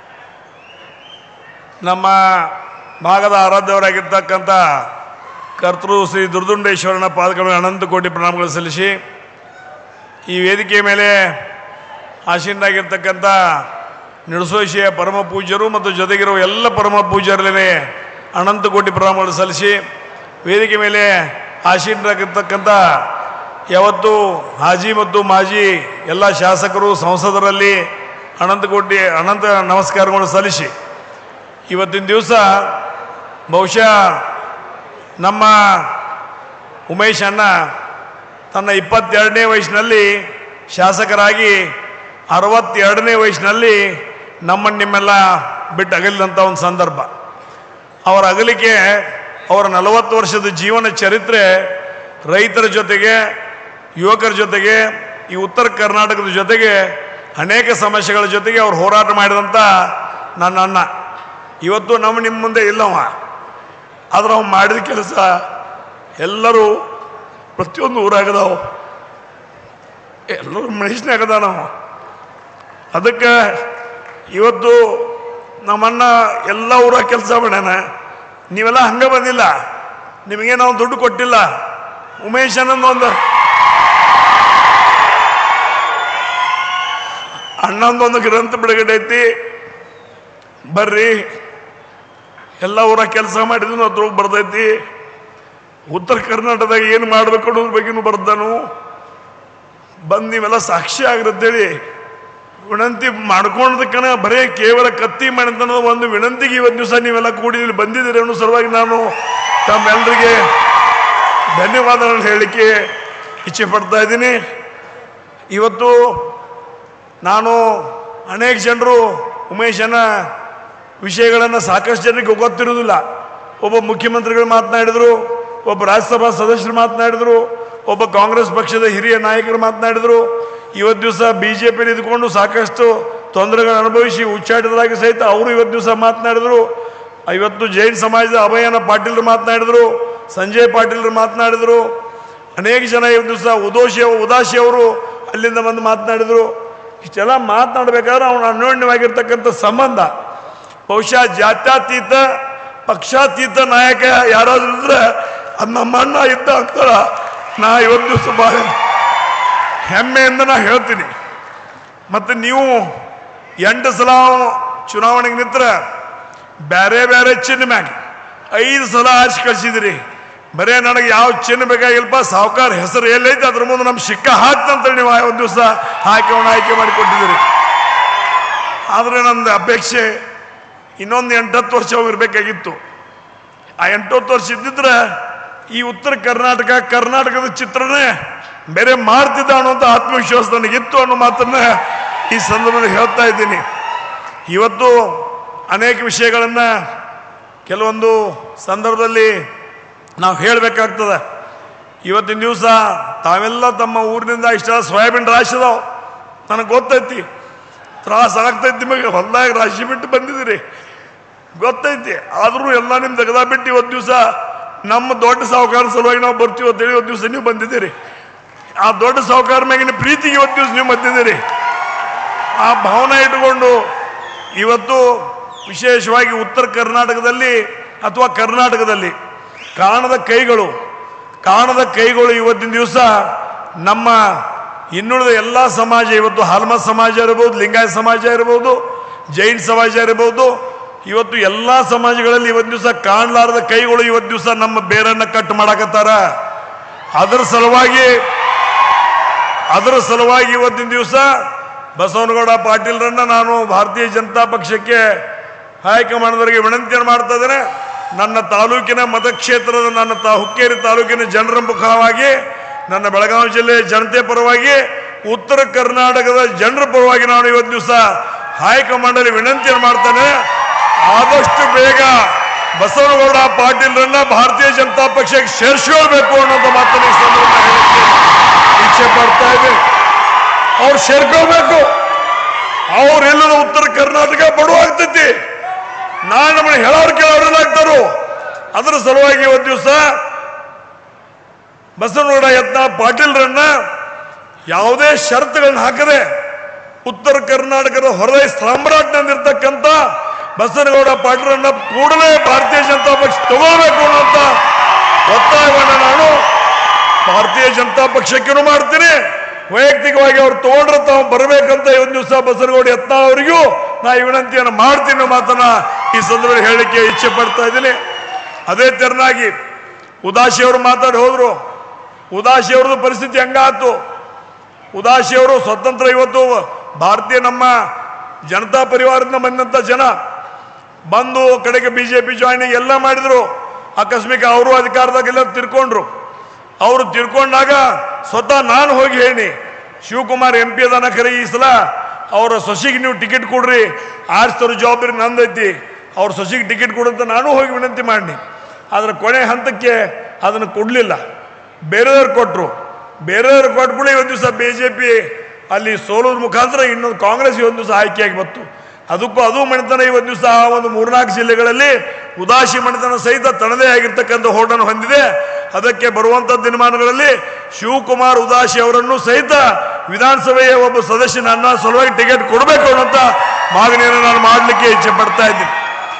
ನಮ್ಮ ಅಣ್ಣ ಹೇಳಿದ್ದ ನನಗೆ, ಇಲ್ಲ ರಮ್ಯಾ ನನಗೆ ಏನು ಯಾವಾಗ ಹಾಕೈತೆ ಗೊತ್ತಿಲ್ಲ, AB ಪಾಟೀಲ ನಾನು ಕೂಡಬೇಕಂತ ವಿಚಾರ ಮಾಡಿದೀವು, ಅದನ್ನು ಬಸವನಗೌಡ ನಡುವಾಗಿ ಮಾಡಾಕತ್ತಾನ, ಇಬ್ಬರು ಕೂಡಿದ್ವು ಅಂದ್ರೆ ಎಲ್ಲ ಸರಿ ಆಗ್ತೈತೆ ಅಂತ ನನ್ನ ಮುಂದೆ 2 ಸಲ ಅಂದ.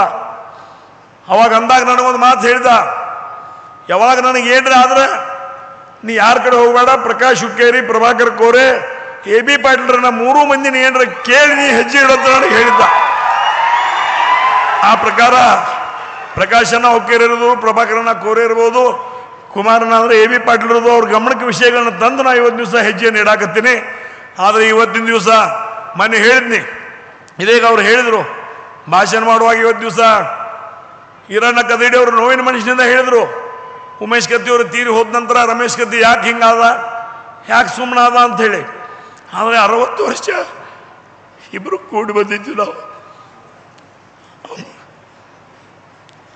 ಜೋಡಿ ಅಂತ ಸತ್ ಕೂಡಲೇ ಅವನು ತೀರಿ ಹೋಗೋಣ, ನನಗೆ ಏನು ಮಾಡ್ಬೇಕು ಅನ್ನೋದು ತಿಳಿಲಿಲ್ಲ. ಆದರೆ ಈಗ ತಿಳಿಯಾಕತ್ತದ್ದಿ. ಅದಕ್ಕೀಗ ನಾವು ಮೈ ಕೊಡವಿ ಎದ್ದೆವು. ಇನ್ನು ಬರುವಂತಹ ದಿನಮಾನಗಳಲ್ಲಿ ಇದೇ ಹುಕ್ಕೇರಿ ತಾಲೂಕಿನಿಂದ ಸುಲ್ಟ್ರ ಗಾಳಿಯನ್ನು ಬೆಳಗಾವಿ ಜಿಲ್ಲೆ ಉತ್ತರ ಕರ್ನಾಟಕ ಹೇಳಲಿಕ್ಕೆ ಇಚ್ಛೆ ಪಡ್ತಾ ಇದ್ದೇನೆ ನಾನು. ಈ ಕಾಣದ ಕೈಗಳು ಎಲ್ಲೆಲ್ಲಿ ಏನೇನು ಮಾಡಾಕತ್ತಾವ ಅನ್ನೋದ್ರ ಬಗ್ಗೆ ಸಂಪೂರ್ಣ ಜ್ಞಾನ ನನಗದ, ಸಂಪೂರ್ಣ ಅರಿವದ. ಇವತ್ತು ಕಾಣದ ಕೈಗಳು ಯಾರೇ ಇದ್ರು ಏನೇ ಇದ್ರು ಸಹಿತ ಇವತ್ತಿನ ದಿವಸ ಜಾತ್ಯತೀತವಾಗಿ ಪಕ್ಷಾತೀತವಾಗಿ ನನ್ನ ಜಿಲ್ಲೆ, ನನ್ನ ಉತ್ತರ ಕರ್ನಾಟಕವನ್ನು ಸಂಭಾಳಿಸುವಂತ ಜವಾಬ್ದಾರಿ ನನಗೋದ. ಆ ನಿಟ್ಟಿನಲ್ಲಿ ನಾನು ಮೈ ಕೊಡ್ಕೊಂಡು ಹೇಳೋದ್ರ ಮುಖಾಂತರ ಬರುವಂತ ದಿನಮಾನಗಳಲ್ಲಿ ಸುಂಟ್ರ ಗಾಳಿಯಾಗಿ ಇವತ್ತಿನ ದಿವಸ ಯಾರು ನಮ್ಮಲ್ಲಿ ಕೈ ಹಾಕಾಗದ್ರೆ ಅವ್ರವ್ರ ಮನ್ಯಾಗ ಕುಂಡಿಸುವಂತ ವ್ಯವಸ್ಥೆ ನಾನು ಮಾಡ್ತೇನೆ ಸಹಿತ ಹೇಳಲಿಕ್ಕೆ ಇಚ್ಛೆ ಪಡ್ತಾ ಇದ್ದೀನಿ. ಅಭಯಣ್ಣ ಪಾಟೀಲ್ರು ಹೇಳಿದ್ರು, ನಾವೆಲ್ಲರೂ ನಿಮ್ಮ ಜೋಡಿ ಇದೀವಿ, ನೀವು ಮುಂದುವರಿರಿ ಅಂತ. ದೊಡ್ಡ ಧನ್ಯವಾದ. ಯಾಕಂದ್ರೆ ನೀವೆಂದೂ ಉಮೇಶನ ಎಂದೂ ನೀವು ಶಾಸಕ ಅಂತ ನೀವು ಅನ್ಕೊಂಡಿಲ್ಲ ಅಭಯಣ್ಣ. ಯಾವತ್ತಿದ್ರು ಅಣ್ಣ ಅಂತ ತಿಳ್ಕೊಂಡು ನೀವೆಲ್ಲ ಬಂದವರು. ನೀವಾಗಲಿ, ಸಂಜಯ್ ಪಾಟೀಲ್ ಆಗಲಿ, ರಾಸವಣ್ಣ ಆಗಲಿ, ಉತ್ತಮ್ ಪಾಟೀಲ್ ಆಗಲಿ, ಎಲ್ಲರೂ ಕೂಡ ಬಂದವರು. ಆದರೆ ಇವತ್ತು ಅಚಾನಕ್ಕಾಗಿ ಅವ್ನು ಹೋಗ್ಯಾನ. ಅದಕ್ಕೆ ರಾಜಕಾರಣ ಇವತ್ತು ಉತ್ತರ ಕರ್ನಾಟಕ ಬೆಳಗಾವಿ ಜಿಲ್ಲೆ ರಾಜಕಾರಣ ಒಂದು ಸ್ವಲ್ಪ ಹೇರಾಪೇರಿ ಆಗಾಕತ್ತದ. ಅದರ ಸಲುವಾಗಿ ಗಮನದಲ್ಲಿ ಇಟ್ಕೊಳ್ಳೋದ್ರ ಮುಖಾಂತರ ಇವತ್ತು ನಾನು AB ಪಾಟೀಲ್ರು ಒಂದಾಗೋದ್ರ ಮುಖಾಂತರ ಈ ವಿದ್ಯುತ್ ಸಹಕಾರ ಸಂಘದ ಚುನಾವಣೆ ಎದುರಿಸ್ತಾ ಇದ್ದೀವಿ. ಬರುವಂಥ ದಿನಮಾನ 28ನೇ ತಾರೀಕು ಚುನಾವಣೆ ಐತಿ. ಆ ಚುನಾವಣೆಯಲ್ಲಿ ಪ್ರಚಂಡ ಬಹುಮತದಿಂದ 15 ಜನರನ್ನ ಆಯ್ಕೆ ಮಾಡಿ ನಾವು ತರ್ತೀವಿ ಅನ್ನೋ ಮಾತನ್ನು ಸಹಿತ ಇದೇ ಸಂದರ್ಭದಲ್ಲಿ ಹೇಳೋದ್ರ ಮುಖಾಂತರ ಇವತ್ತು ನಮ್ಮ ತಾಲೂಕಿನ ಜನ ರೊಕ್ಕ ರೂಪಾಯಿಗೆ ಗಮನ ಕೊಡದೇನೆ ಅಭಿವೃದ್ಧಿ ಪರವಾಗಿರ್ತಕ್ಕಂಥ ಜನ ಆದಾರ. ಅವರು ಅಭಿವೃದ್ಧಿ ಪರವಾಗಿರ್ತಕ್ಕಂಥ ಮತವನ್ನು ಹಾಕ್ತಾರೆ. ಮತ್ತು ಬರುವಂಥ ದಿನಮಾನಗಳಲ್ಲಿ ಬೆಳಗಾವಿ ಜಿಲ್ಲೆಯಲ್ಲಿ AB ಪಾಟೀಲ್ರು ನಾನು ಕೂಡಿ ಹಿರಿಯರ ಮಾರ್ಗದರ್ಶನ, ಈರಣ್ಣ ಕದಡಿ, ಇನ್ನುಳಿದ ಬೆಳಗಾವಿ ಜಿಲ್ಲೆ ಎಲ್ಲರೂ ಇರ್ಬೋದು, ಅವ್ರನ್ನೆಲ್ಲ ಕರ್ಕೊಳ್ಳೋದ್ರ ಮುಖಾಂತರ ಬೆಳಗಾವಿ ಜಿಲ್ಲೆಯ ಜೊತೆಗೆ ಉತ್ತರ ಕರ್ನಾಟಕದ ಚಿಂತನೆಯನ್ನು ಮಾಡುವಂಥ ಒಂದು ಪ್ರಯತ್ನವನ್ನು ಮಾಡ್ತೀವಿ. ಆ ನಿಟ್ಟಿನಲ್ಲಿ ತಾವು ಸಹಿತ ಬಸನಗೌಡ ಯತ್ನಾಳ್ ಅವರಿಗೆ ನಾ ಹೇಳಲಿಕ್ಕೆ ಇಚ್ಛೆ ಪಡ್ತಾ ಇದ್ದೇನೆ. ನಮ್ಮ ಅಣ್ಣನ ಆಮೇಲೆ ಗೊತ್ತವ್ರಿಗೆ, ಅದಕ್ಕಿಂತ ಮೊದಲು ಬಸನಗೌಡ ಯತ್ನಾಳಂದ ನಂದ ಪರಿಚಯ, ಅದರ ನಂತರ ನಮ್ಮ ಅಣ್ಣನ ಪರಿಚಯ ಆಯಿತು. ಆದರೆ ಇಬ್ಬರು ಕೂಡಿದ ನಂತರ ಒಂದು ರಾಜಕೀಯ ವ್ಯವಸ್ಥೆಯಲ್ಲಿ ಕಲ್ಲೋಲತೆ ಉಂಟಾಯಿತು. ಆ ಒಂದು ಸಂದರ್ಭ ನೀವಿಬ್ಬರು ಯಾವಾಗ ಕೂಡ್ತೀರಿ, ಎಲ್ಲಿ ಕೂಡ್ತೀರಿ, ಏನು ಮಾತಾಡ್ತೀರಿ ಅನ್ನೋದ್ರ ಬಗ್ಗೆ ಚೌಕಾಶಿ ತೆಗಿಯಾಕತ್ರು.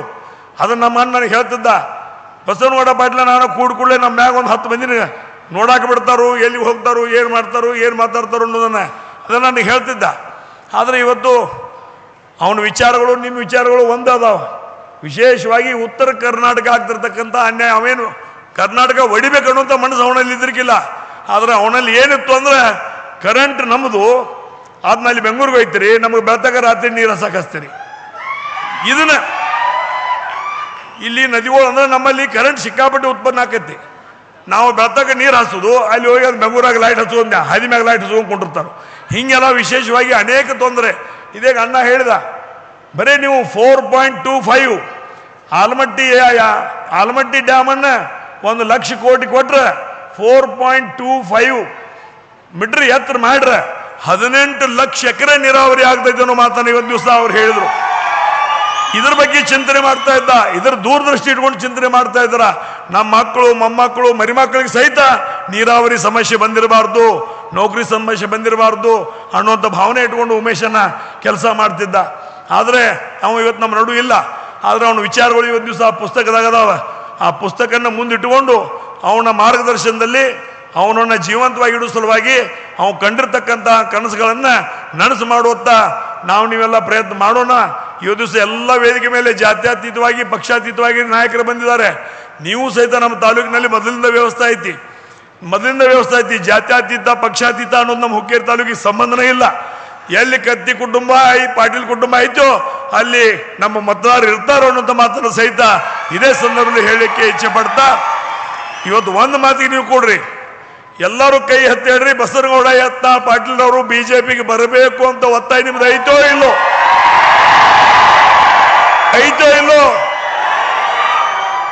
ಬಸನಗೌಡ ಪಾಟೀಲ್ರ ನನ್ನ ಪ್ರಶ್ನೆ ಅಲ್ಲ, ನಿಮ್ಮದು ಪ್ರಶ್ನೆ ಅಲ್ಲ, ಜನರ ಪ್ರಶ್ನೆ ಐತಿ.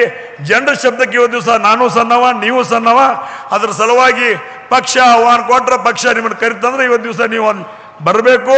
ನಮ್ಮಂಥವ್ರಿಗೆ ಮಾರ್ಗದರ್ಶನ ಮಾಡುವ ಮುಖಾಂತರ ಉತ್ತರ ಕರ್ನಾಟಕದ ಕನಸುಗಾರನ ಕನಸನ್ನು ನನಸು ಮಾಡಬೇಕಂತ ವೇದಿಕೆ ಮೇಲಿರ್ತಕ್ಕಂಥ ಎಲ್ಲರ ಪರವಾಗಿ ನಿಮಗೆ ವಿನಂತಿಯನ್ನು ಮಾಡ್ಕೊಳ್ತಾ ಇದ್ದೀನಿ. ಆ ನಿಟ್ಟಿನಲ್ಲಿ ತಾವು ಎಲ್ಲ ಇವತ್ತಿನ ಕಾರ್ಯಕ್ರಮಕ್ಕೆ ಸಾಕಷ್ಟು ಸಮಯ ತೊಗೊಂಡು ಬಂದಿದ್ದೀರಿ. ಇನ್ನು ನನ್ನ ಭಾಷಣ ಮುಗಿದ ನಂತರ ಒಬ್ಬರು ಶ್ರೀಗಳು ಮಾತಾಡ್ತಾರೆ, ಒಂದು 10 ನಿಮಿಷ ಕುಂತು ಈಗಾಗಲೇ ಬೆಳಿಗ್ಗೆ ಬಂದವ್ರು ಊಟ ಮಾಡಿದಿರಿ, ಹೋಗೋ ಮುಂದೆ ಮತ್ತೆ ಊಟದ ವ್ಯವಸ್ಥೆ ಐತಿ, ಮತ್ತು ಊಟ ಮಾಡ್ಕೊಂಡು ಹೋಗಕ್ರೆ ಒಂದು 10 ಮಿನಿಟ್ ಶ್ರೀಗಳದ ಪ್ರವಚನ ಮುಗಿದ ನಂತರ ತಾವು ಊಟಕ್ಕೆ ಹೋಗಬೇಕು. ಇವತ್ತಿನ ಕಾರ್ಯಕ್ರಮಕ್ಕೆ ಎಲ್ಲರೂ ಬಂದು ಶೋಭೆ ತಂದದಕ್ಕೆ ಕತ್ತಿ ಕುಟುಂಬದ ಪರವಾಗಿ ಧನ್ಯವಾದಗಳನ್ನ ಈ ಸಂದರ್ಭದಲ್ಲಿ ಹೇಳಲಿಕ್ಕೆ ಇಚ್ಛೆ ಪಡ್ತಾ ಇದ್ದೀನಿ. ಎಲ್ಲ ಪತ್ರಕರ್ತರು ಸಹಿತ ಕತ್ತಿ ಕುಟುಂಬದ ಕರೆಗೆ ಹೋಗೊಟ್ಟು ಬಂದಿದ್ದಾರೆ, ಅವರಿಗೂ ಧನ್ಯವಾದ ಹೇಳ್ತಾ ಇದ್ದೀನಿ. ಈಗ ನಾನು 2 ಮಾತುಗಳು ಮುಗಿಸ್ತಾ ಇದ್ದೀನಿ. ಶ್ರೀಗಳ ಪ್ರಮಾಣ. ಸರ್ ಧನ್ಯವಾದಗಳು. ಕೊನೆಯದ ಹಂತ ಬಿಜಾಪುರ ಜಿಲ್ಲೆ ಇಂಡಿ ತಾಲೂಕಿನ ತಾಂಬಾ ಗ್ರಾಮದ ಶ್ರೀ ಬಸವೇಶ್ವರ ಏತ ನೀರಾವರಿಯ ಅಧ್ಯಕ್ಷರಾಗಿರ್ತಕ್ಕಂಥ ಶ್ರೀ ಮಲ್ಲಯ್ಯ ಸಾರಂಗಿ ಮಠ ನಿನ್ನೆ ರಾತ್ರಿ 3 ಗಂಟೆಗೆ ಆಗಮಿಸಿದ್ದಾರೆ. ಅವ್ರ ಉಮೇಶ್ ಕತ್ತಿ ಸಾಹೇಬರ ಅಭಿಮಾನಿಗಳು ಅವ್ರು 3 ಗಂಟೆಗೆ ಆಗಮಿಸಿ ಗೆಸ್ಟ್ ಹೌಸ್ದಾಗ ಸರ್ ವಸತಿ ಮಾಡಿದ್ದಾರೆ. ಅವ್ರು ಏನೋ ರಮೇಶ್ ಕತ್ತಿ ಅವ್ರದ್ದು ಮತ್ತು ನಿಖಿಲ್ ಕತ್ತಿ ಅವರಿಂದ ಒಂದು ಗೌರವ ಸನ್ಮಾನವನ್ನು ಸ್ವೀಕರಿಸಿಕೊಳ್ಬೇಕಾಗಿ ಅಖಂಡ ಅಭಿಮಾನಿ ಬಳಗವಾಗಿ ವಿನಂತಿಸಿಕೊಳ್ತೇನೆ.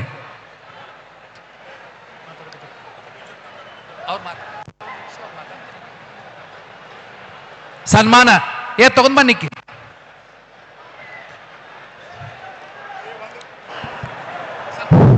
ಒಂದು ಮಿನಿಟ್ ಕೊಂಡ್ರಿ. ಉಮೇಶನ್ನ ತೀರ್ಕೊಳ್ಳೋಕ್ಕಿಂತ 10 ದಿವಸ 15 ದಿವಸ ಮೊದಲ ಇವ್ರು ಕೆನಾಲ್ ಕಾವಲಿ ಮ್ಯಾಗ ಹೋಗಿ ಬಂದಿದ್ದ ಅಣ್ಣ. ಅದನ್ನ ಇವ್ರು ನಮ್ಮ ಜಿಲ್ಲೆದವ್ರಲ್ಲ, ಇವರು ಬಿಜಾಪುರ ಜಿಲ್ಲೆದವ್ರು. ಇವ್ರು ಕೆನಾಲ್ದಾಗಿಂದ ಹೊಲಕ್ಕೆ ನೀರು ಹೋಗಿರ್ಕಿಲ್ಲ, ಅಲ್ಲಿ ಯಾವ ಸಾಹೇಬ ಬಂದಿಲ್ಲ. ಆದ್ರೆ ಉಮೇಶನ್ನ ನಡ್ಕೋತಾ ಇವ್ರು ಹೊಲ ತಕ ಹೋಗಿ ಬಂದಾನ. ಅದರ ಸಲುವಾಗಿ ಅವ್ರೊಂದು 2 ಮಾತು ಹೇಳ್ತಾರ, ಅದು ಕೇಳಿ ಆಮೇಲೆ ಶ್ರೀಗಳ ಮಾತು ಕೇಳಿ ಊಟಕ್ಕೆ ಹೋಗ್ಬೇಕಂತ ವಿನಂತಿ ಮಾಡ್ತಾನೆ. ಬರ್ರಿ.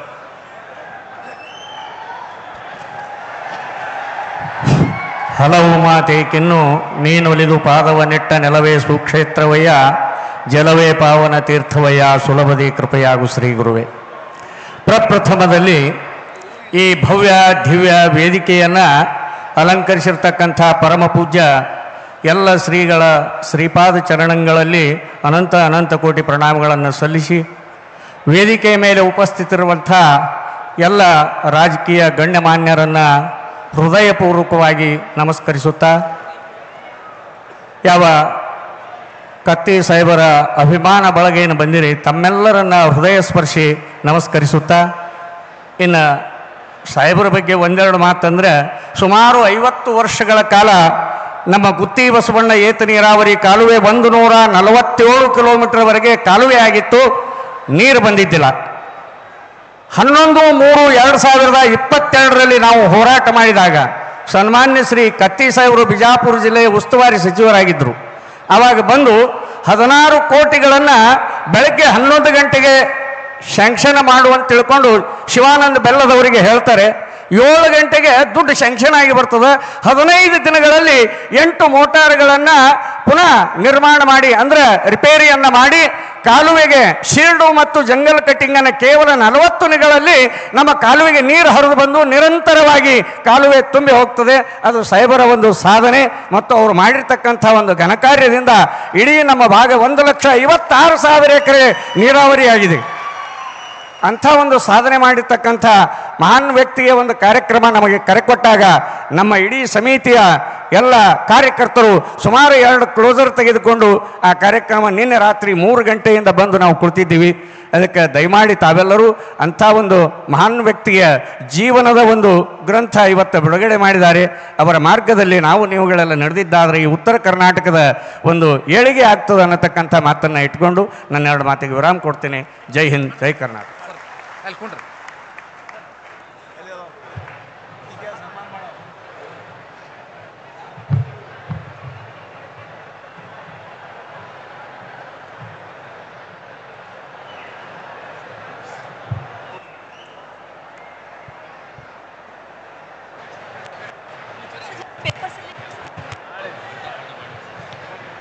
ಈ ಒಂದು ಪ್ರೀತಿಯ ಸನ್ಮಾನವನ್ನು ಸ್ವೀಕರಿಸ್ತಾ ಇರುವಂತಹ ಮಾನ್ಯರಿಗೆ ಧನ್ಯವಾದಗಳನ್ನು ಸಮರ್ಪಿಸ್ತಾ ಪರಮ ಪೂಜ್ಯರು ನಿಡಸೋಶಿ ಸಿದ್ಧ ಸಂಸ್ಥಾನ ಮಠದ ಶ್ರೀ ಜಗದ್ಗುರು ಪಂಚಮಲಿಂಗೇಶ್ವರ ಶಿವಲಿಂಗೇಶ್ವರ ಮಹಾಸ್ವಾಮೀಜಿಗಳು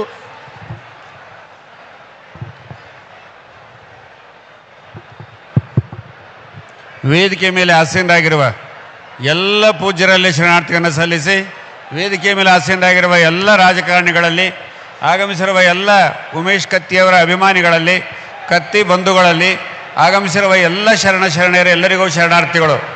ಇದೊಂದು ವಿಶೇಷವಾದ ಕಾರ್ಯಕ್ರಮ.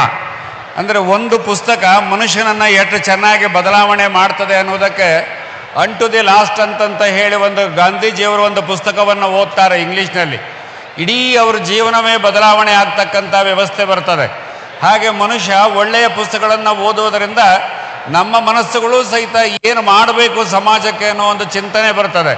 ಅಂಥ ಒಂದು ಚಿಂತನೆಯನ್ನು ಇಟ್ಟುಕೊಂಡು ಉತ್ತರ ಕರ್ನಾಟಕದ ಕನಸುಗಾರ ಅಂತಂತ ಹೇಳಿ ಉಮೇಶ್ ಕತ್ತಿಯವರ ಒಂದು ಪುಸ್ತಕವನ್ನು ನಿಮ್ಮ ಕಡೆಗೆ ಕೊಡ್ತಕ್ಕಂಥ ಕೆಲಸವನ್ನು ಮಾಡಿದ್ದಾರೆ. ನೋಡಿ ಎಷ್ಟು ಜನ ಬಹಳ ತುಂಬ ಚೆನ್ನಾಗಿ ಮಾತನಾಡಿದರು. ಅವೆಲ್ಲ ಮರೆತು ಹೋಗ್ತಾವೆ. ಮಾಳಿಯವರು ಅದೆಲ್ಲದನ್ನು ಹಿಡಿದಿರ್ತಕ್ಕಂಥ ಕೆಲಸವನ್ನು ಮಾಡಿದ್ದಾರೆ. ನಾವು ಅದನ್ನು ತೆಗೆದುಕೊಂಡು ಹೋಗಿ ಓದಬೇಕು. ನಮಗೆ ಓದಿದಾಗ ಏನನ್ನೋದು ಗೊತ್ತಾಗತ್ತೆ. ನಿಮ್ಮ ಹುಕ್ಕೇರಿ ತಾಲೂಕು, ನಮ್ಮ ಹುಕ್ಕೇರಿ ತಾಲೂಕು ಎಷ್ಟು ಗಟ್ಟಿ ಅಂತಂತ ಹೇಳಿದರೆ ನಿಮಗೆ ಭಾಳಷ್ಟು ಜನರಿಗೆ ಗೊತ್ತದೆ. JH ಪಟೇಲರು ಮುಖ್ಯಮಂತ್ರಿ ಆದರು. JH ಪಟೇಲರು ಮುಖ್ಯಮಂತ್ರಿ ಆದಾಗ ಈಗ ಬೀಳುತ್ತೋ ಆಗ ಬೀಳುತ್ತೋ, ಈಗ ಬೀಳುತ್ತೋ ಆಗ ಬೀಳುತ್ತೋ ಅನ್ನೋ ಒಂದು ಸಮಸ್ಯೆ ಬಂತು. ಆವಾಗ ಅವರು ಹಿಂದೆ ಗಟ್ಟಿಯಾಗಿ ನಿಂತುಕೊಂಡು ಉತ್ತರ ಕರ್ನಾಟಕದ ಎಲ್ಲ MLAಗಳನ್ನು ಒಂದು ಕಡೆ ತರತಕ್ಕಂಥ ಕೆಲಸ ಮಾಡಿದವರು ಯಾರಾದರೂ ಇದ್ದರೆ ಅದರ ಉಮೇಶ್ ಕತ್ತಿಯವರು ಹಾಗೂ AB ಪಾಟೀಲರು. ಅವಾಗ ಇಬ್ಬರು ಕೂಡ ಇದ್ದರು, ಮತ್ತೀಗ ಇಬ್ಬರು ಕೂಡಿದ್ದಾರೆ ಎಲ್ಲ ಅಷ್ಟು. ಅಂದರೆ ಇವು ಸಮಾಜದಲ್ಲಿ ಜನರಲ್ಲಿ ಉತ್ತರ ಕರ್ನಾಟಕವನ್ನು ಕಟ್ಟಬೇಕು ಅನ್ನೋ ಒಂದು ದೃಷ್ಟಿಯನ್ನು ಇಟ್ಟುಕೊಂಡು ಕೆಲಸ ಮಾಡ್ತಕ್ಕಂಥ ಜನ ಬಹಳಷ್ಟು ಜನ ಇದ್ದಾರೆ. ಅವರು ಉಮೇಶ್ ಕತ್ತಿಯವರಿಗೆ ಉತ್ತರ ಕರ್ನಾಟಕದ ಕಡೆ ಯಾಕೆ ಇಟ್ಟು ಒಲವು ಬಂತು, ಇದನ್ನು ಸಪ್ರೇಟ್ ರಾಜ್ಯ ಮಾಡಬೇಕು ಅಂತ ಯಾಕೆ ಒಲವು ಬಂತು ಅಂತ ಹೇಳಿದರೆ ಮೊದಲಿನಿಂದಲೂ ಸ್ವಲ್ಪ ಆ ಚಿಂತನೆಯಲ್ಲಿ ಇದ್ದರು. ಆವಾಗ ನಮ್ಮ DC ಆಗಿದ್ದಂಥವ್ರು ಭಾಳಷ್ಟು ಜನರಿಗೆ ಗೊತ್ತದೆ. ಜಾಮದಾರ್ ಅಂಥೇಳಿ DC ಆಗಿದ್ದರು. ಅವರು ತಾರತಮ್ಯ ಅಂತ ಒಂದು ಪುಸ್ತಕವನ್ನು ಬರೀತಾರೆ. DC ಆಗಿ ಮುಗಿದ ಮೇಲೆ ತಾರತಮ್ಯ ಅಂತ ಒಂದು ಪುಸ್ತಕವನ್ನು ಬರೀತಾರೆ. ಆ ಪುಸ್ತಕದಲ್ಲಿ ನೀರಾವರಿಯಿಂದ ನಾವು ಎಷ್ಟು ಹಿಂದಿದ್ದೇವೆ, ಶಿಕ್ಷಣದಿಂದ ಹಿಂದಿದ್ದೇವೆ, ನೌಕರಿಯಿಂದ ಹಿಂದಿದ್ದೇವೆ, ಕೃಷಿಯಿಂದ ಹಿಂದಿದ್ದೇವೆ, ಯಾವ್ಯಾವ ಮೇನ್ ಅದಾವ ಎಲ್ಲದರಿಂದಲೂ ಉತ್ತರ ಕರ್ನಾಟಕ ಹಿಂದಿದೆ ಅನ್ನೋದನ್ನು ಅಂಕಿ ಸಂಖ್ಯೆ ಸರಿಯಾಗಿ ಕೊಡ್ತಕ್ಕಂಥ ಕೆಲಸವನ್ನು ಮಾಡ್ತಾರೆ.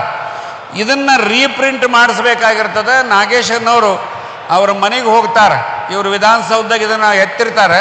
ಉತ್ತರ ಕರ್ನಾಟಕದ ಬಗ್ಗೆ ಮಾತನಾಡಿದಾಗ ಅವ್ರ ಮನೆಗೆ ಹೋಗ್ತಾರೆ. ಇದನ್ನು ರೀಪ್ರಿಂಟ್ ಮಾಡಿಸ್ಕೊಡ್ರಿ, ಹಿಂಗಾಗಿತ್ತೆ ಅಂತ. ಏನದು ಅಂತ ಕೇಳ್ತಾರೆ. ಅವೆಲ್ಲವನ್ನು ಕೂತ್ಕೊಂಡು ಅವರಿಗೆಲ್ಲ ಮಾಹಿತಿ ಕೊಡ್ತಾರೆ. ಆಮೇಲೆ ಒಂದು ತಗೊಂಡು ಓದ್ತಾರೆ. ಆವಾಗಿನಿಂದ ಅವ್ರ ತಲೆ ಒಳಗೆ ಉತ್ತರ ಕರ್ನಾಟಕದ ಬಗ್ಗೆ ಭಾಳಷ್ಟು ಚಿಂತನೆ ಬರ್ತಕ್ಕಂಥ ವ್ಯವಸ್ಥೆ ಬರ್ತದೆ. ಅದನ್ನು ಪ್ರಿಂಟ್ ಮಾಡಿ ಭಾಳಷ್ಟು ಜನರಿಗೆ ಪುಕಟೆಯಾಗಿ ಕೊಡ್ತಕ್ಕಂಥ ಕೆಲಸವನ್ನು ಮಾಡ್ತಾರೆ.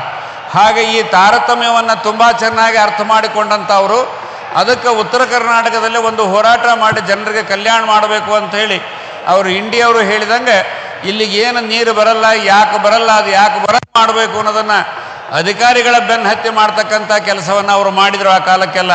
ಇವತ್ತು ಅವರನ್ನು ನೆನೆಸಿಕೊಳ್ತಾ ಇದ್ದೇವೆ. ಅದನ್ನು ಬಹಳಷ್ಟು ಜನ ಎಲ್ಲ ಹಿರಿಯರು ತುಂಬ ಚೆನ್ನಾಗಿ ಮಾತನಾಡಿದ್ದಾರೆ.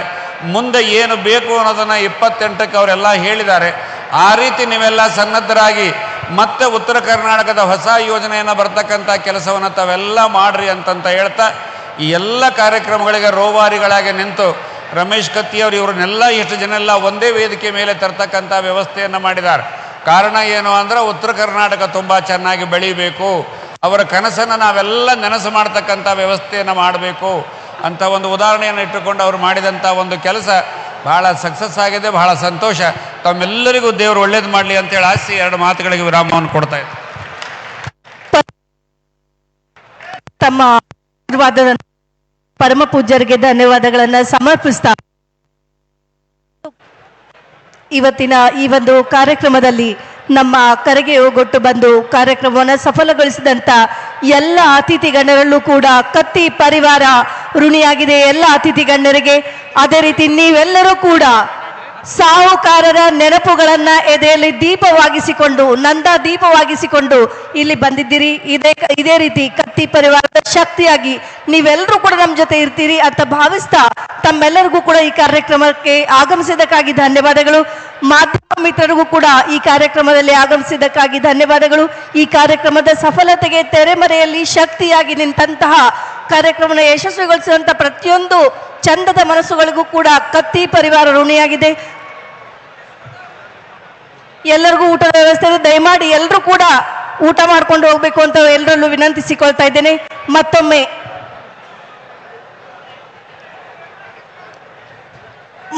ಎಲ್ಲರಿಗೂ ಧನ್ಯವಾದಗಳನ್ನು ಸಮರ್ಪಿಸ್ತಾ ಇದ್ದೇವೆ.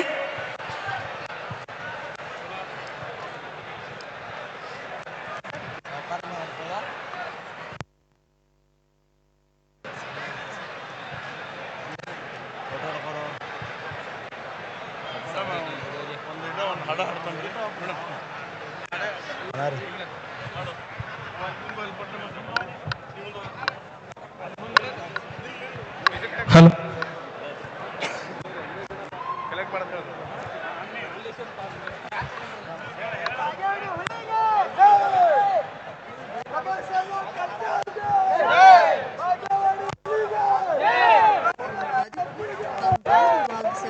ಎಂಬ ದಿಟ್ಟ ಸಂಕಲ್ಪ ಹೊಂದಿ ರೈತರ ಜೊತೆ ಸರಣಿ ಸಭೆಗಳನ್ನು ನಡೆಸಿ ರೈತರಿಗೆ ನೀರಾವರಿಯ ಪ್ರಾಮುಖ್ಯತೆಯನ್ನ ತಿಳಿಸಿ ರೈತರ ಮನವೊಲಿಸುವಲ್ಲಿ ಯಶಸ್ವಿಯಾಗಿ ರೈತರಿಂದಲೇ ಭೂಮಿಯನ್ನು ಪಡೆದುಕೊಂಡು ಭೂಮಿಯ ಮೌಲ್ಯಕ್ಕೆ ತಕ್ಕಂತೆ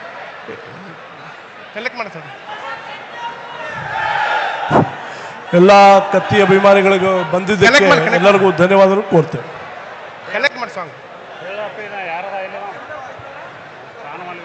ಸಾಂಗ್ ಕಲೆಕ್ಟ್ ಮಾಡ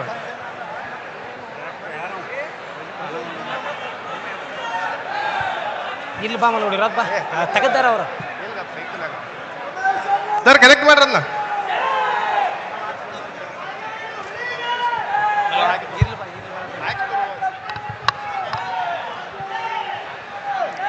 ಹಲೋ,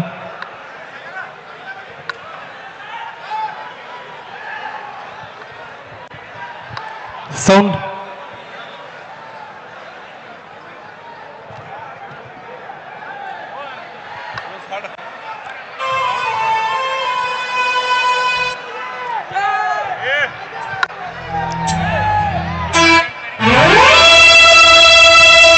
ಸೌಕಾರ ರಮೇಶನ್ನ ಕತ್ತಿ ನಮ್ಮ ಸೌಕಾರ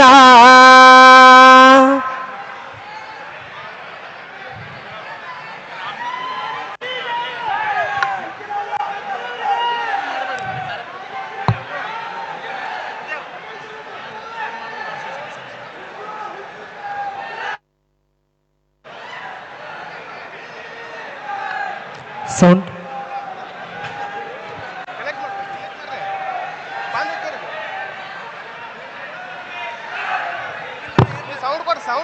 ಸೌಂಡ್